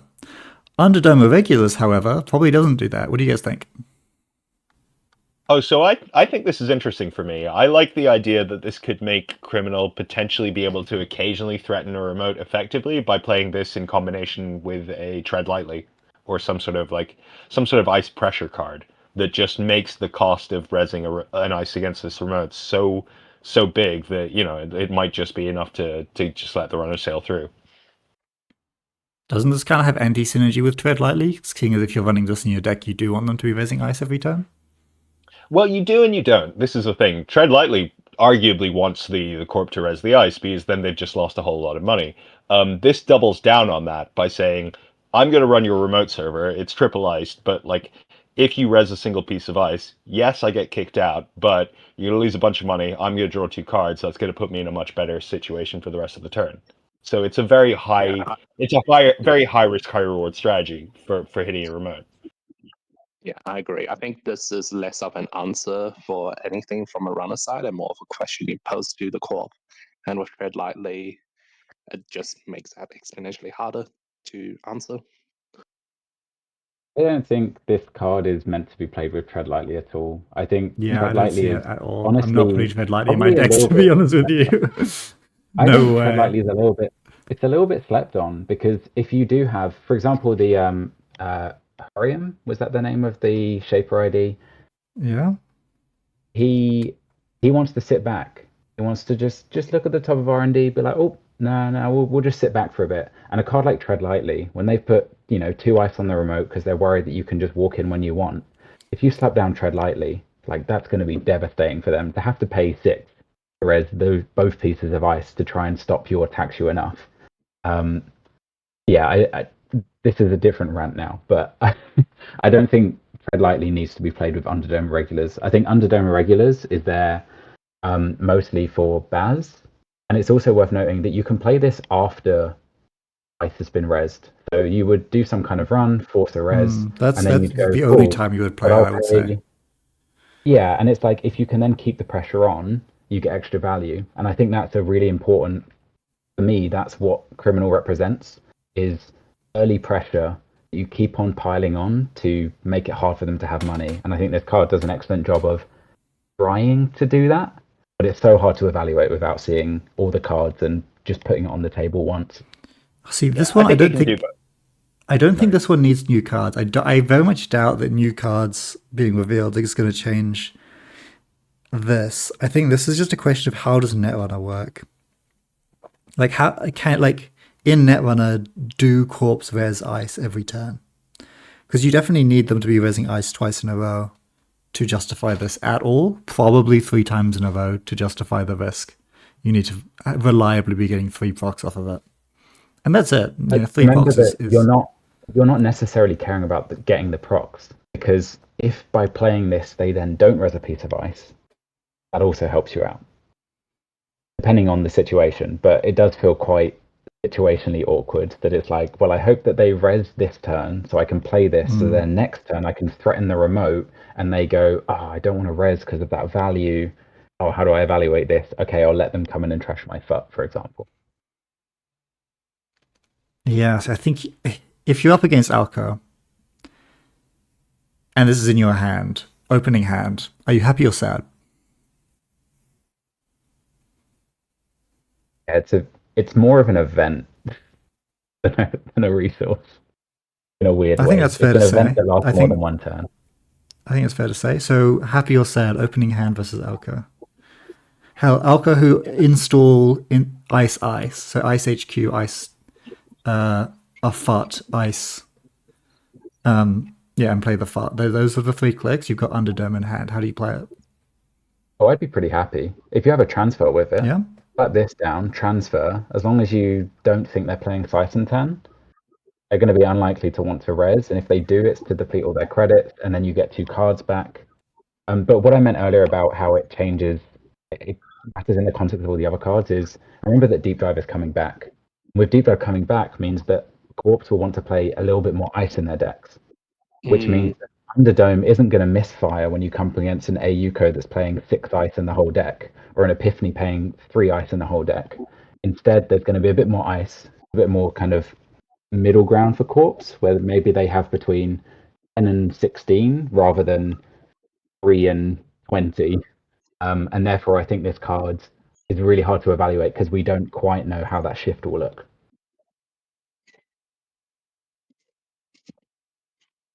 I've run through the mathematics in my head after what you said. You say you play the transfer with, you got 3 cards in hand, you run at the anemone or whatever, you bottom out their credits.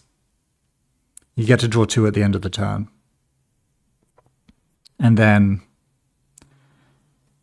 next turn, you draw into some R&D pressure.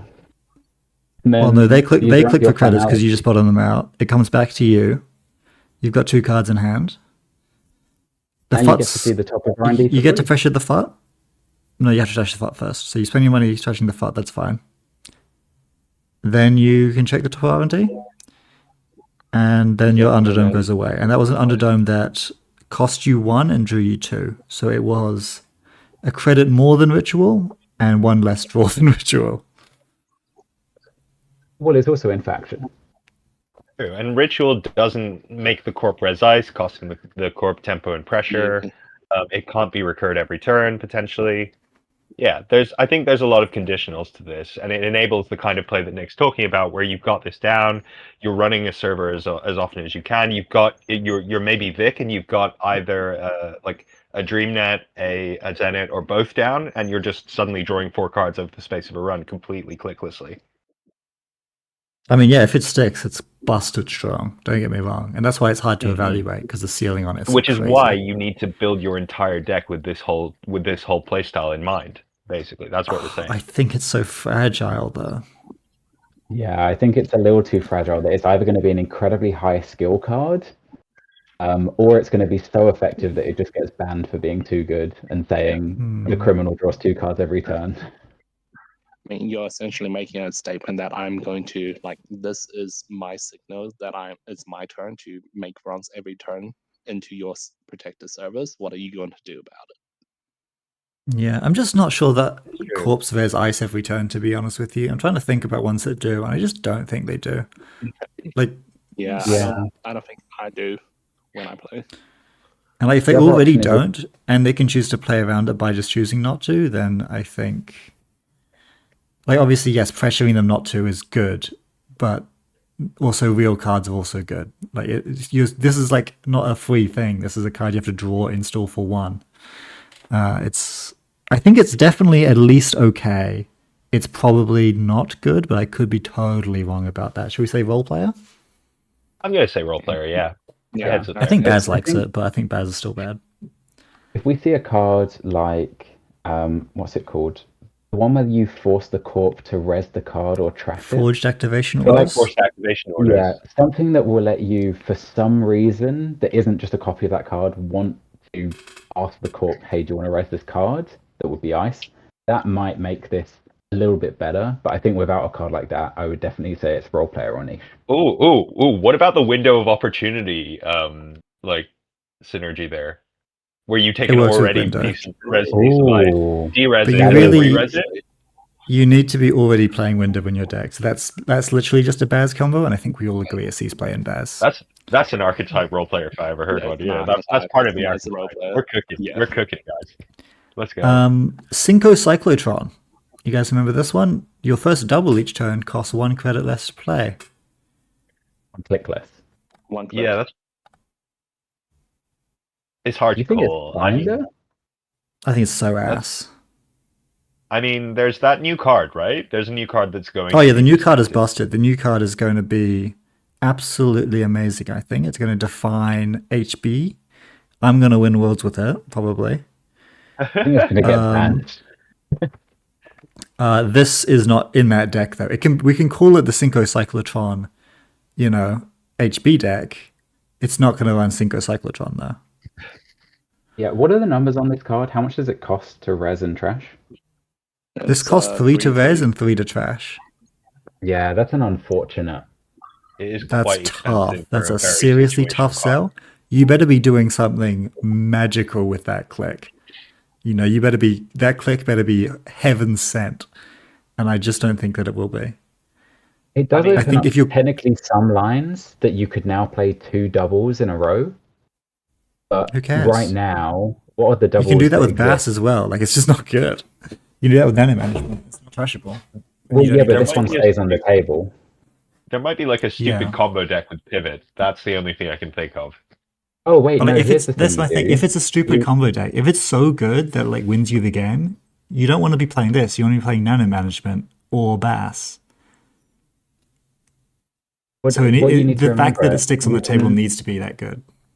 You can play 1 copy of this, and you can play 2 copies of the card where you get a card from your archives back to your hand, and then you just play that card over and over. You play 2 at once every turn, drawing you 4 cards, getting you back the corporate hospo each time, and also, is it 2 or 4 credits for each use? You get 2 credits, and you add 3 cards, so you draw 2 and you add 1. It feels efficient. I don't know if it's very good, but if we somehow saw like a hand size based ID, that's quite a good bit of text. You got to compare it to Wage Workers. It's way worse than Wage Workers for basically all purposes. You got to compare it to Bass. It's worse than Bass for anything that's going to like be so powerful that it ends the game. it's way You worse can't than judge nano it too management much, for though. everything in the middle. You're judging it in the context of not knowing what double events they're releasing. We know one of them, and it seems very good. It's so good. The new one's so good that I think that whatever else they reveal will be worse. And also, even if it's good, even if the next double they reveal is like, oh, you borderline win the game. If you play this two of these in the same turn, you instantly win. Okay. Why would I play Synchrocyclotron in that deck? I'm just gonna play Nano Management. That's true. Yeah, I'm thinking mostly of kill opportunities that you could have with it. But if you're using those, you should just play it in yellow, so you can just play the card for cheaper with Summon Commandment and like have it thresholded or whatever. Yeah, just Nebula it, or just play it in HB and then Wage Worker or Nano Management it. Like, don't do this. Okay. The only way it's I also could see so this card, expensive.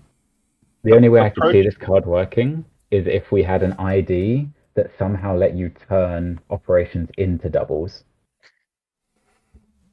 Maybe that would be cool. But also, why would you do that? What? Yeah, good point. I think niche. I think it's more than niche. Someone's I think find some silly combo with it. But that's the thing. There can't be. Okay, so here's the only phrase I'll give it today, which could up it from binder to niche. And that is, if you have this on your board in one of your many remote servers at the start of your turn, which is already a lot to ask, and you can afford to res it, you can pop your humanoid resources and install, and play your Flood the Market. And that's good. That's decent. That's pretty janky HB combo, yeah. No, I think it's fine. Like if you're running Synchrocyclotron, it means you kind of get to run humanoid resources because you can actually play your fully ops and your Flood the Markets from your deck. Does that actually work? Rules as written? Yeah, it does. Because you'll save a click from the base cost of playing the card, but the additional click in the text is still there, right? Yeah, I believe it does. I believe it does. Yeah, you have maybe not. Clicks. I think it would work. You spend all of them on humanoid, and then the first operation you play that's a double costs one less, assuming that you can res this card before the operation. No, I think Jack's actually figured it out. It doesn't work because the click that is being reduced. It's not. Is the click that's being reduced by Synchrocyclotron the playing cost, like the basic action, or is it the one that's written on the card? Because if it's not the one written on the card, if it's just reducing the basic action, that actually doesn't work with humanoid. If it doesn't work with humanoid, it's in the binder, and I'm going to say that it probably doesn't actually. But I don't know. Actually, I think it does. I think it. Okay. Yeah, I think that this would need to be like a rules clarification thing. Okay, I think it does because I think that the Synchrocyclotron gets rid of the double text that's written on the card, not the doubles text, not the regular text that's written on your invisible card on your action sheet. Anyway, we talked about it enough. The Cyclotron. Well, I was going to say, what I do like about it is it means that we might see some more double events. And I think double events are interesting. They make it a little bit more awkward to play, the same way that we've seen Petty Cash obviously make some interesting kind of turn orders and way you consider things. So more doubles sounds good to me. Sounds good. I also like the art and the flavor text. Train. An actual... It's just go straight into staple that forever. Yep. What is this card called? Melia's. It's called Train. Melia's City Luxury Line. MELIES. I think it's amazing. I think it's about as good as Ikawa. It has the same defensive click as Ikawa, which is obviously extremely nice. Will be crazy good in Leo. Will be useful everywhere. It doesn't have the 2 credit tax, which is sad. But when you score it, it gives you a click back, meaning that if you're playing PD, you can jam. your next agenda, saves you basically a full turn, gives you your tranquility credits. It means you can do combos with it if you really want to.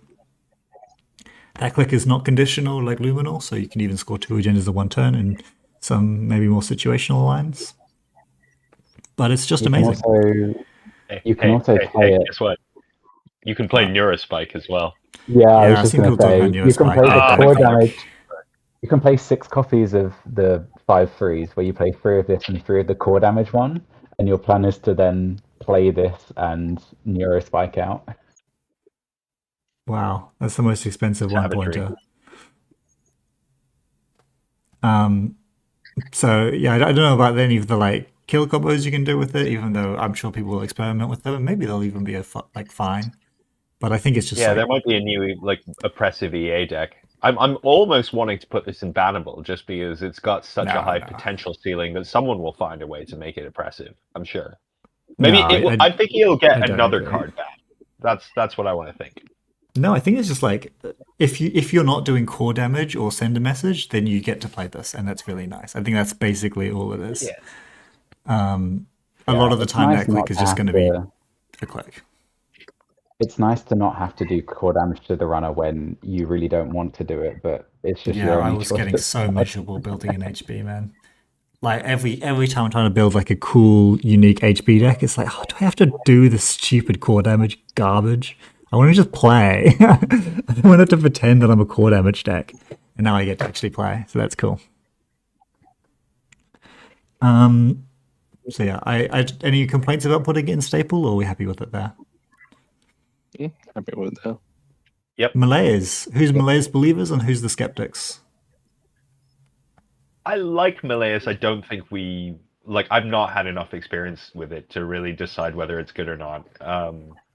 Yeah, it's a really, really tough one to figure out. I think it just does a little bit of everything. Like the recursion is nice, the potential Regenesis games are nice. Like everything seems like really interesting, and you can run it in a couple of different ways. Like, yeah, I would put it somewhere in the archetype column. But it triggers less in Alco. It's a lot less consistent. It relies on the runner running into the Ron HQ. Run central first. I think everything fast will be done in Alco, everything slow will be done here. And I think for that reason, I think these are the only 2 slots that make sense to me. I would drop it down to the deck is good. Role player. Do you think RH is good right now? I think if you're playing RH, one of the reasons is because you can play just 5 threes, and that's quite nice tech. That's not what RH is doing though. RH is playing Papaya Negations. Does it have to? Yes. Like you can do it without it, but the list is worse. It's hard to evaluate with the other cards, but I think a 40 card idea has always been a strong thing if you want to keep some lines open, especially with potentially more kill threats coming out of the deck, out of the new cards. I think it might be that RH gets the boost it needs to put itself ahead of this, which just feels a little too inconsistent. I'm glad that there's a mind game that I think this is very consistent. I disagree strongly that it's inconsistent. I think this is very consistent. It's very good for recursion is like the most consistent thing you can do. Oh, I don't think it's good for Regenesis at all. I think people are really wrong on that, which is if you see someone dump something in archives and then they choose one of their cards, you absolutely don't run archives first. You run either of the other 2 servers just to turn off their ability, and then you run archives to pick up the Fuji. So what makes you think these centrals are like unice? What if they ice all 3? Can you really afford to? Oh, I'm going to check whether they protected their archives by running through like a empiricist on R&D, and then I found out that they didn't pick that one. They instead picked archives. I'm also going to run through the empiricist on archives. I think it's hard to do. I think it's just what you'd be forced to do if you've let them raise 2 empiricists or 1 on each server. Then I think you're already in a very tough spot. But that's like that's what RH is already capable of, and I don't think this is worse than RH at that. I think that what really the text on it will mostly be to kind of do what HB, what's it called? Oh, I forgot the name of it. PD. Precision design. Yeah, basically, that's a really good text. Precision design. It says when you score, get back seamless. It will say if you run a central. If you run my R&D, most of the time this is just going to. Most of the time, and I'm talking like 50-60% of the time, you're just going to ice your HQ and pick R&D. And if the runner runs your R&D for a single, which is like a way that you can lose against players who are not as good as you, like do you just lose on R&D sometimes? You get to, at worst, draw a card, at best, recur your best card. And I think that's cracked. I think that's crazy good. I think there's also like other cards that already has like central support, which does make it like good, I think. I think it's really good. We'll talk about it later, right? Because I don't think it's random. Like it's not like a full shell game where it's like, oh, which one did I pick? What do you think? It's like, no, I've double iced my HQ, but I've only single iced my R&D and archives, and there's nothing in archives. What do you think I'm picking? Of course I'm picking R&D. So I've basically just put an invisible piece of ice on R&D, saying, if you run this, I get to recur a card. And you know what I'm going to do? I'm just not going to run that. So their ice has worked. Like their protection has worked, and they get a credit. Well done. So it's like a credit and also a tributary. Oh, I never played that card. Well, it was banned almost instantly, but like the reason why it was so good was that it was just ice that was everywhere all the time. And this ID starts with like a piece of ice on its centrals, and you don't even know where it is. It's so good. Yeah. I mean, it's not like Alco, but it's good. I'd say it definitely enables, I think. Enables? Okay. I'm telling you guys, it's actually a staple.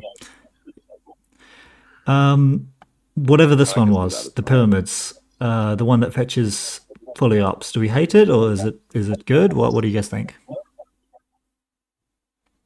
It's just fully ops? You mean? No, not fully ops. Oppo research. Oppo, yeah. And while you probably just want like measured responses out of this, wouldn't you? Yeah, you want measured response in it for sure. Especially with the two new, the two like the 714 voucher fund. That's what I'll talk about later. You could theoretically do like two measured, two vultures for like 12 influence, and the vultures would just fetch, and that's essentially having 3 measured for the cost of, or 4 measured for the cost of 3 influence wise. Do we think it's good? Because I actually have no idea. Yeah, I don't know my Black Ops, Grey Ops, and liability keywords. Yeah, I kind of hate this card text because I'm like, I don't want to have to search on NRDB for the cards that I can fetch. Like, just don't do that to me. So I'm literally doing that right now, and like I'm wondering if I'm wondering if this brings back some like dead bad cards and makes them playable. Which is always what I'm wondering, right? That's what I really want to find. Just put the best ones in. What are the best ones? Like, can we play Game Over? Like, no, which is a Grey Ops that also gives you bad publicity. Yeah. What are the good ones though? What are the good ones? Like Oppo is one, right? Yeah, Oppo's probably the main one, to be fair. Is End of the Line one? End of the Line as well. Let me read them out for us. So your Black Ops are Measured Response. Yep, Hypoxia, good. Which is a 4 damage minus a click. How much inf is that? End of the Line. Hypoxia is 3 influence. You've got End of the Line.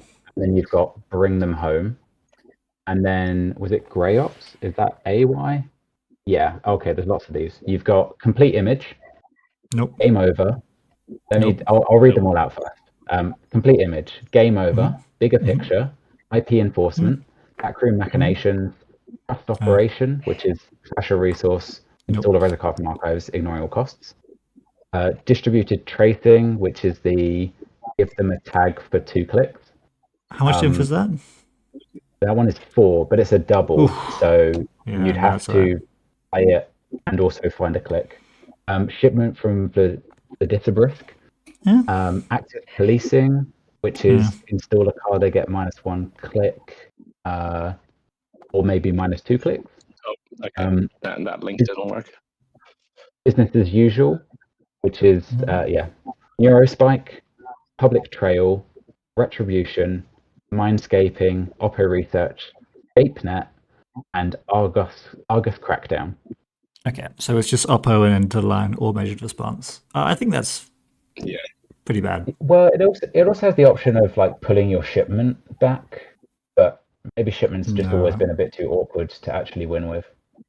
Yeah, I mean, and if it is winnable, if you can win with it, it's probably not this deck, right? Public Trail is also there, which is kind of okay if you want to be able to like Public Trail under the line, if that's an option that becomes available to you.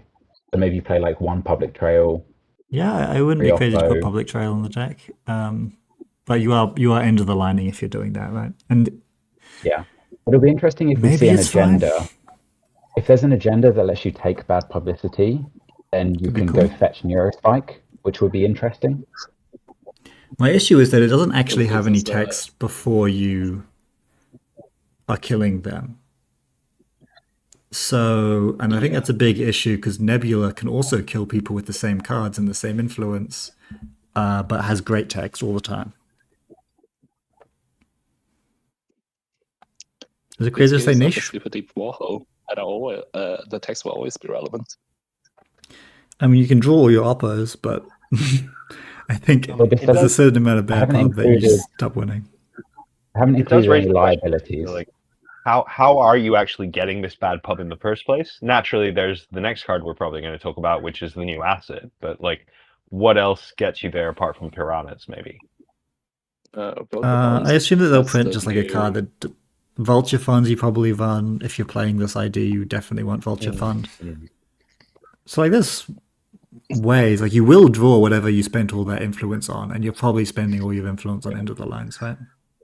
I believe they explained what the liability keyword was meant to be. Is the liability anything keyword that gives you bad pub? Yeah, it's this two at the moment.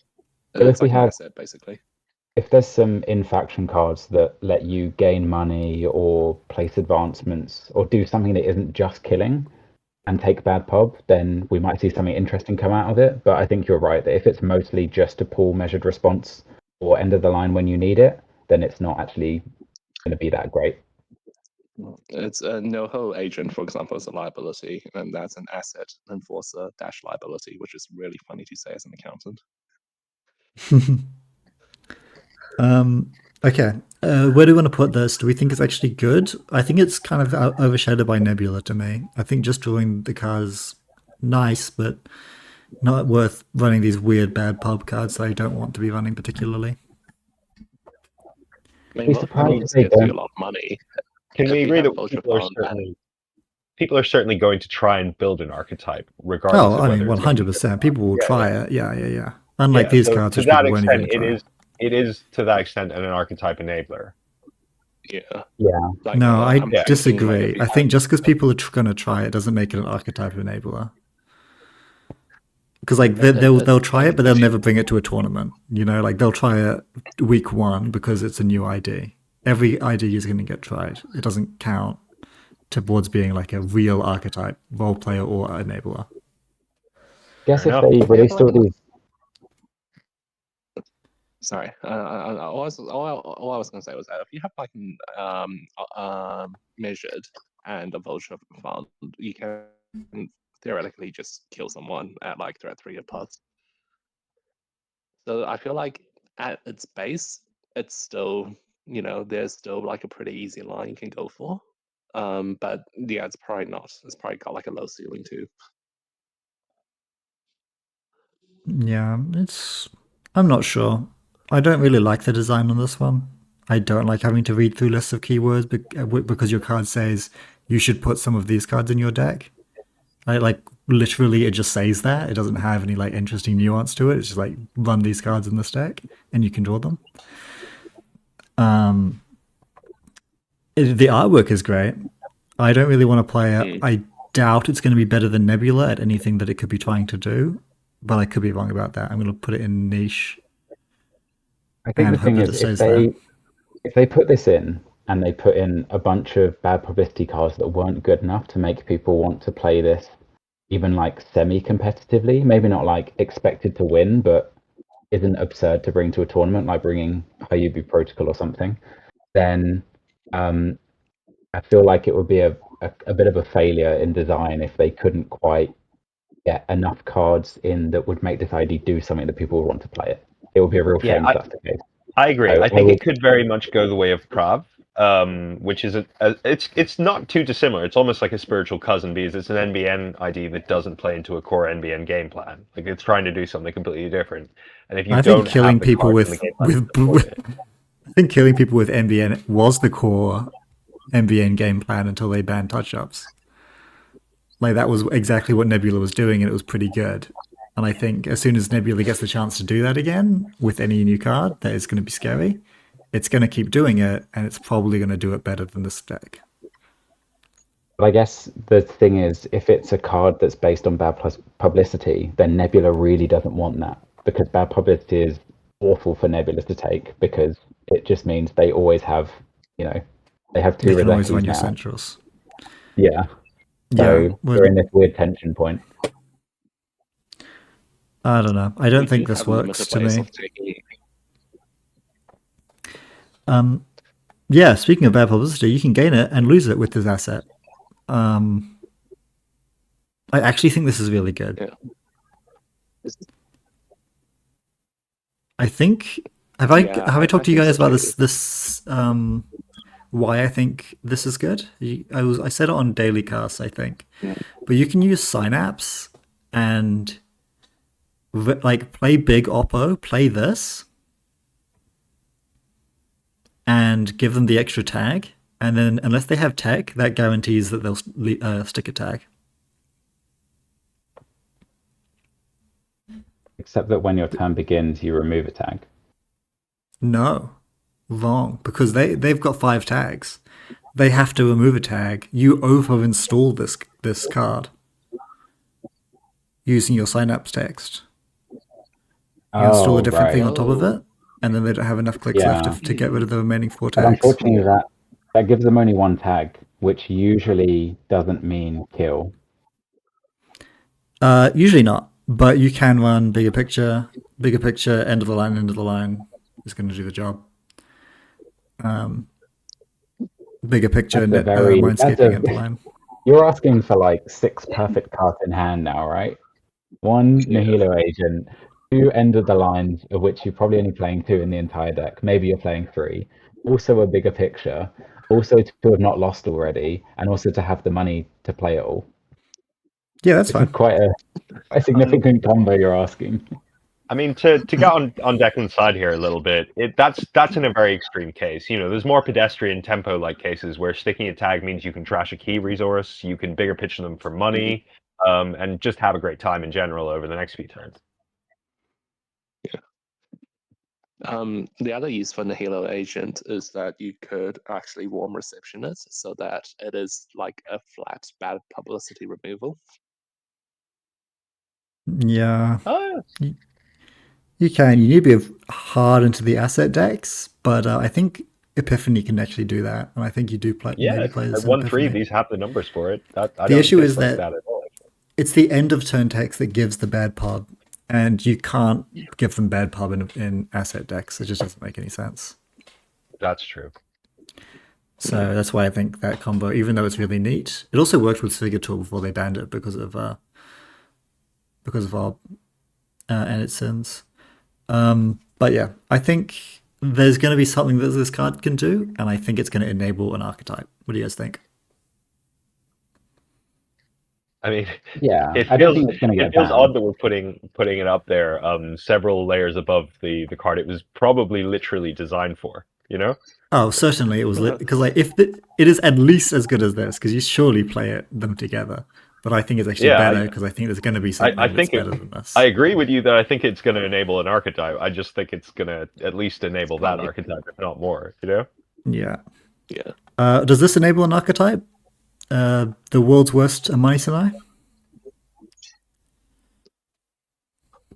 What card is that?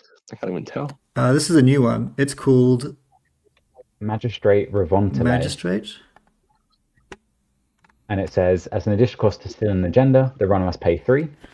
Oh, there it is. And whenever you score an agenda, the runner loses 3. So it's got this could be backbreaking, especially with a crypto crash. Well, actually, I mean, yeah, a lot of things are backbreaking with the crypto crash. I think the main one here is that you can score a 2-1 out of hand and get some extra value out of it, which is quite nice. And obviously, if you can then use that kind of tempo roll. Poggers? Yep, Poggers, GameNet. It kind of it's sucks. Also like the yellow FUT, right? Yellow FUT, and you can. It's got the same influence as well. Yeah, the issue is the influence. Like, I'd rather play FUT than this by a lot. I like that it was. Okay, this actually might be really good in Epiphany. If you play one of it in AUCO, then they can access a Fuji and not be able to steal it and still have to take the damage. Oh, that's really funny. Oh, also, it's unlikely to happen, but what is it? Corden? NAPD Corden? Imagine Corden and this working together, so you can just never steal an agenda on a scoring turn. You don't take the damage if you touch a Fuji and you don't steal it. Oh yeah, maybe that's true. You do take Bangoon, but I think you need to be. Yeah. Things are pretty bad if you're touching the Bangoon agenda and you can't afford to pay the 3 to steal it. Oh, that's mean. But yeah, I think it's so much worse than Amani, but Amani was so completely busted. I don't think it's worth comparing it to Amani Sanai. I think we should consider it against like the rest of the cards that exist. Comparing it to FUT makes more sense because it's similar in the way to FUT that you disincentivize centrals by saying, hey, this card might be face down on the table and you probably don't want to pay 3 and then another 3 to run and trash this. And you don't want me to keep it up because I can use it to take credits away from you. You know what I like about this? I like that it turns board state dominance into central's protection and a win condition. Or like a path to victory. Because if you guys remember my sports medal deck, before your time, Jack, but I played a lot of a sports medal deck that ran Amani Sanai. And what was nice about it is if you were winning and you stuck your Amani, it doesn't matter like if the runners start like running for singles on your lightly iced centrals, even if they hit the agenda, they still lost. So it doesn't matter how lucky they are. If I'm winning, I win. And I liked that because it meant that I wouldn't just like lose at random. And this does the same thing. Whereas if you're winning on board state and they just decide, okay, I can't keep up with all this board state, I can't keep breaking ice, I'm just going to start poking centrals. Well, it doesn't matter if they're doing that. They can't actually afford to do that. So I think this will be brutal in that way. I could definitely see it being played in a lot of different asset decks that can afford to dominate the board. I think you can res it on reactions, so the 2 cost is not as bad as you think. I think you're going to see this card in OB.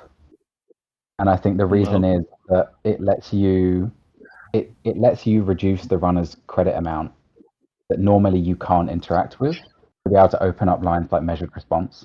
So if you score the one that lets you do 2 damage on score, I think you'd be able to fetch this and trigger when you score an agenda because it's an additional cost. You have to trash a card. You pull this, reduce their credits by 3. If that's now got you to 4 threat, it might be that 1 measured or the 2 measured left or something that you kill them. Lamplighter costs 2, so it can only fetch 1s. So it can't fetch this. No, I'm talking about the agenda you score. Oh, you mean the... Oh, okay, yeah, that would work. Yeah, you can Mavirus, pop the Mavirus. Then you need to trash a 3 cost. Or pop Mavirus, yeah. Yeah, this is just one of... It's like a new line by which, especially for OB, it would make sense because it's a 4 influence card. You'd only ever want to play 1 of it. Yeah, otherwise you're just going to play an MDM.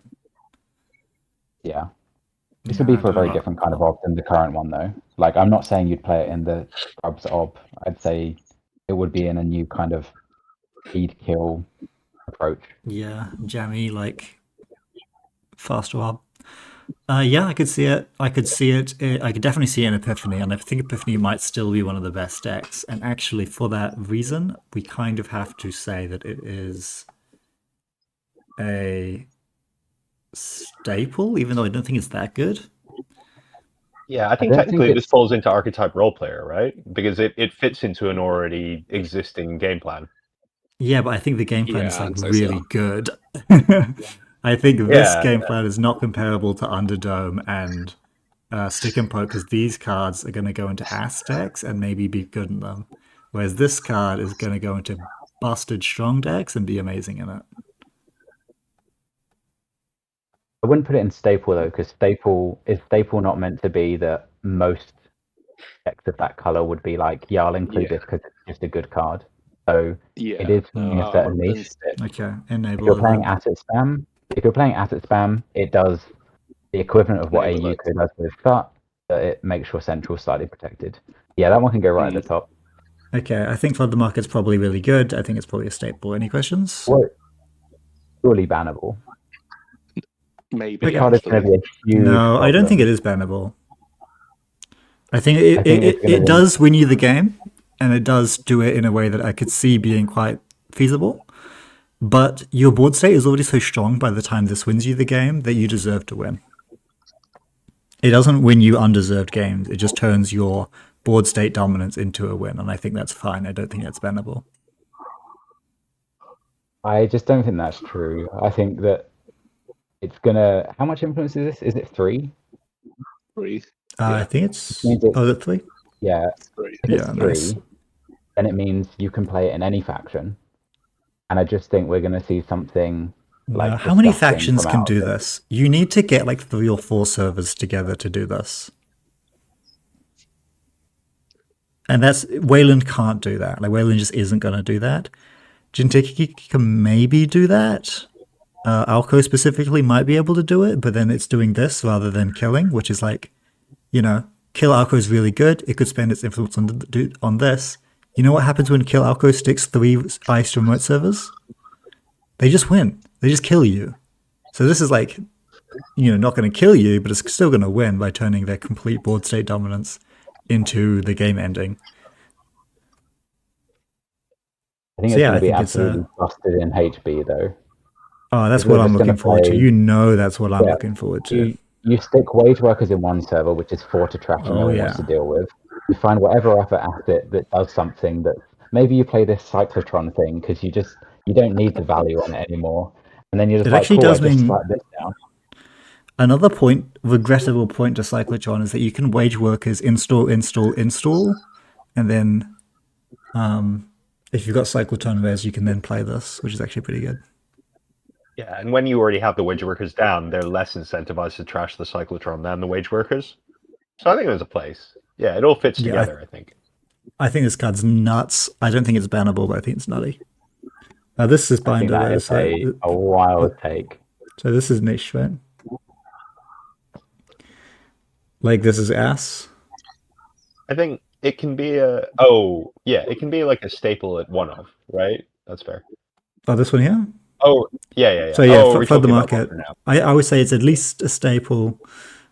Nick thinks it's bannable. I don't think it's bannable. I think it's just really, really good. Yeah, I'd agree. I don't think you'd ever want to play this more than once in a game. No, I think I do think you play it more than once in a game. I think it can be the primary way that like poetry scores out their points. True. I think you run 3 of them in poetry and you love all of them, but that doesn't mean that it's bannable. I think it's just like a deck. It's a cool archetype that wasn't possible before. Now let's talk about this card that costs 7, gives you 14 credits, and then you get a bad publicity. I think they did an excellent job with this card in that previously there was Too Big to Fail, and the problem with Too Big to Fail was there's a problem with letting Corps bottom out and not be punished. Yeah. And so the fact that this card is pretty similar and instead costs 7 means that you actually have something you can do as a runner to threaten and to keep them thinking about their decisions. Keep them down, and to make sure they have 7 minimum. is nice. That being said, no one's going to play it, right? An archetype. Why? Who would ever play this? Aside from this class that says you should put these cards in your deck. Yeah, Pyramid. Well, if Pyramid's going in niche, why would we ever put this above it? No, I wouldn't put it above niche either. I think I don't think it's fine. I think there will be decks that's less than 2. I think there's got to be a core assumption made that at least one extra bad publicity compliant card comes out that puts both of those cards into like an archetype, and then it's an archetype role player. But I mean that's based on stuff we don't know yet. Yeah. I mean, maybe, but like it's got to be pretty good for me to be taking a bad pub just for like 3 extra credits on top of a hedge fund.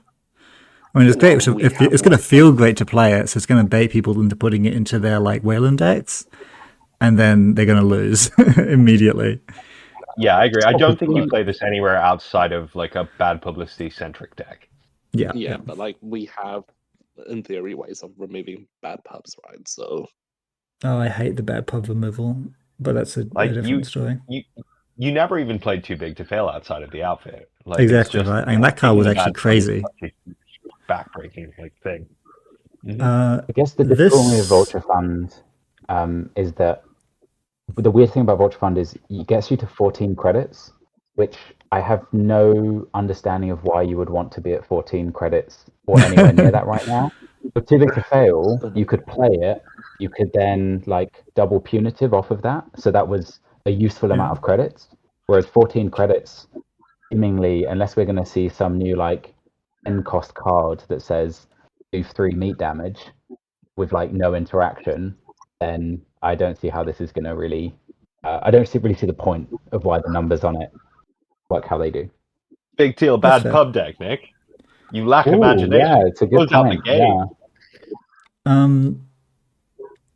There's a new Crisium grid in town, and it's even better than it was. Staple? Oh my god. Are you a criminal? Are you not packing 3 pinholes? Are you intending to lose this game? Yeah, are you looking forward to pinholing a 4 to trash monster? Because I have to, yeah.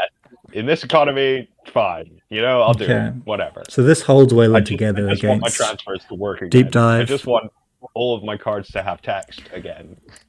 This fixes the transfer problem. This fixes Deep Dive. This fixes too much. Twinning. Yeah. It fixes Cup. It fixes everything you could possibly want. This card is going to single-handedly ruin my life. It's really good.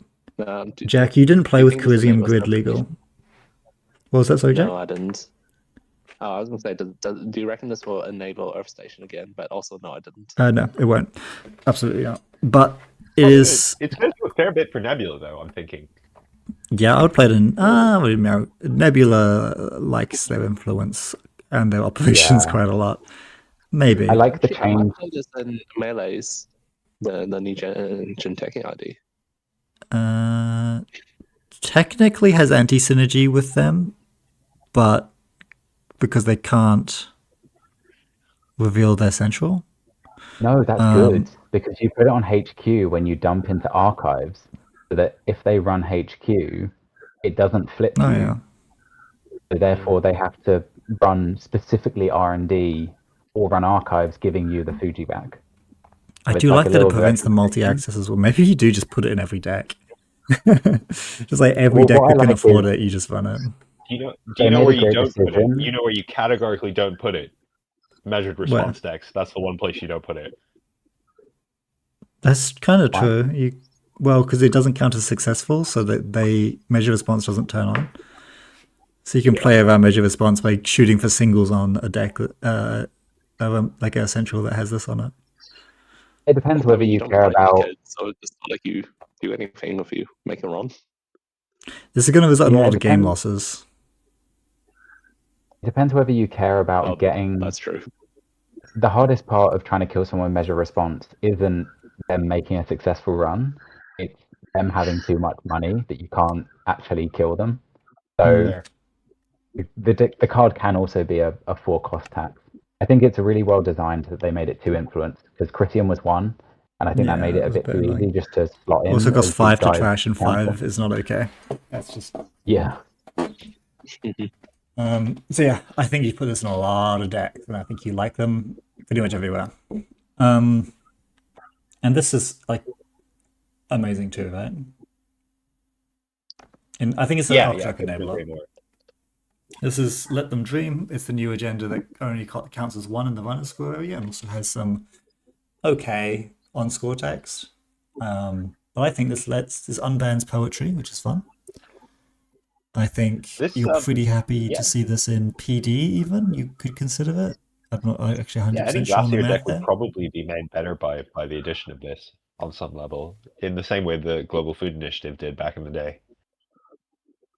How does it work with the card from MBN where you can take an agenda from the runner score area? Because this is only a 1. Does that mean it costs 1 to do it? I think that specifically refers to their printed cost.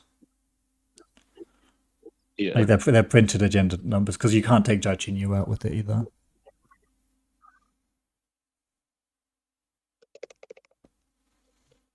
Otherwise, you'd be able to install Judge Inu on the Corp side. I'd even be tempted to put this in a staple purely because it exists in multiple archetypes, and like you could see a lot of different corps running. Staple doesn't necessarily mean every corp deck, but a lot of corp decks. Yeah, it could be in the best deck. I don't know what that'll be, but I could imagine seeing it there. So no bannable cards so far. Are we happy with this list, everyone? I think there's still room for all of the cards in niche to potentially move up 1 level, but that's all I'm saying. Oh, you're not a hater like I am. Depending on how many really synergistic cards come out, but yeah. Yeah, I'm pretty sure Flood the Market is going to get banned, but I think the difficulty. That's not a crazy take, but I think it's probably. I think Declan, you have a little bit of HB love blindness.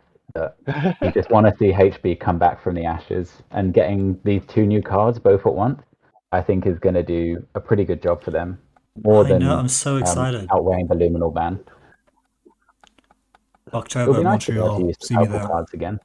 I'll be gripping both of these, 1 in each hand. Okay. Thank you guys for joining me on this beautiful stream, on this beautiful recording. I hope everyone enjoyed listening to our thoughts about this spoiler season and the ban list update. I'm quite tired now, and I've got a lot of editing to do tomorrow before we can release this. But yeah, have a good evening.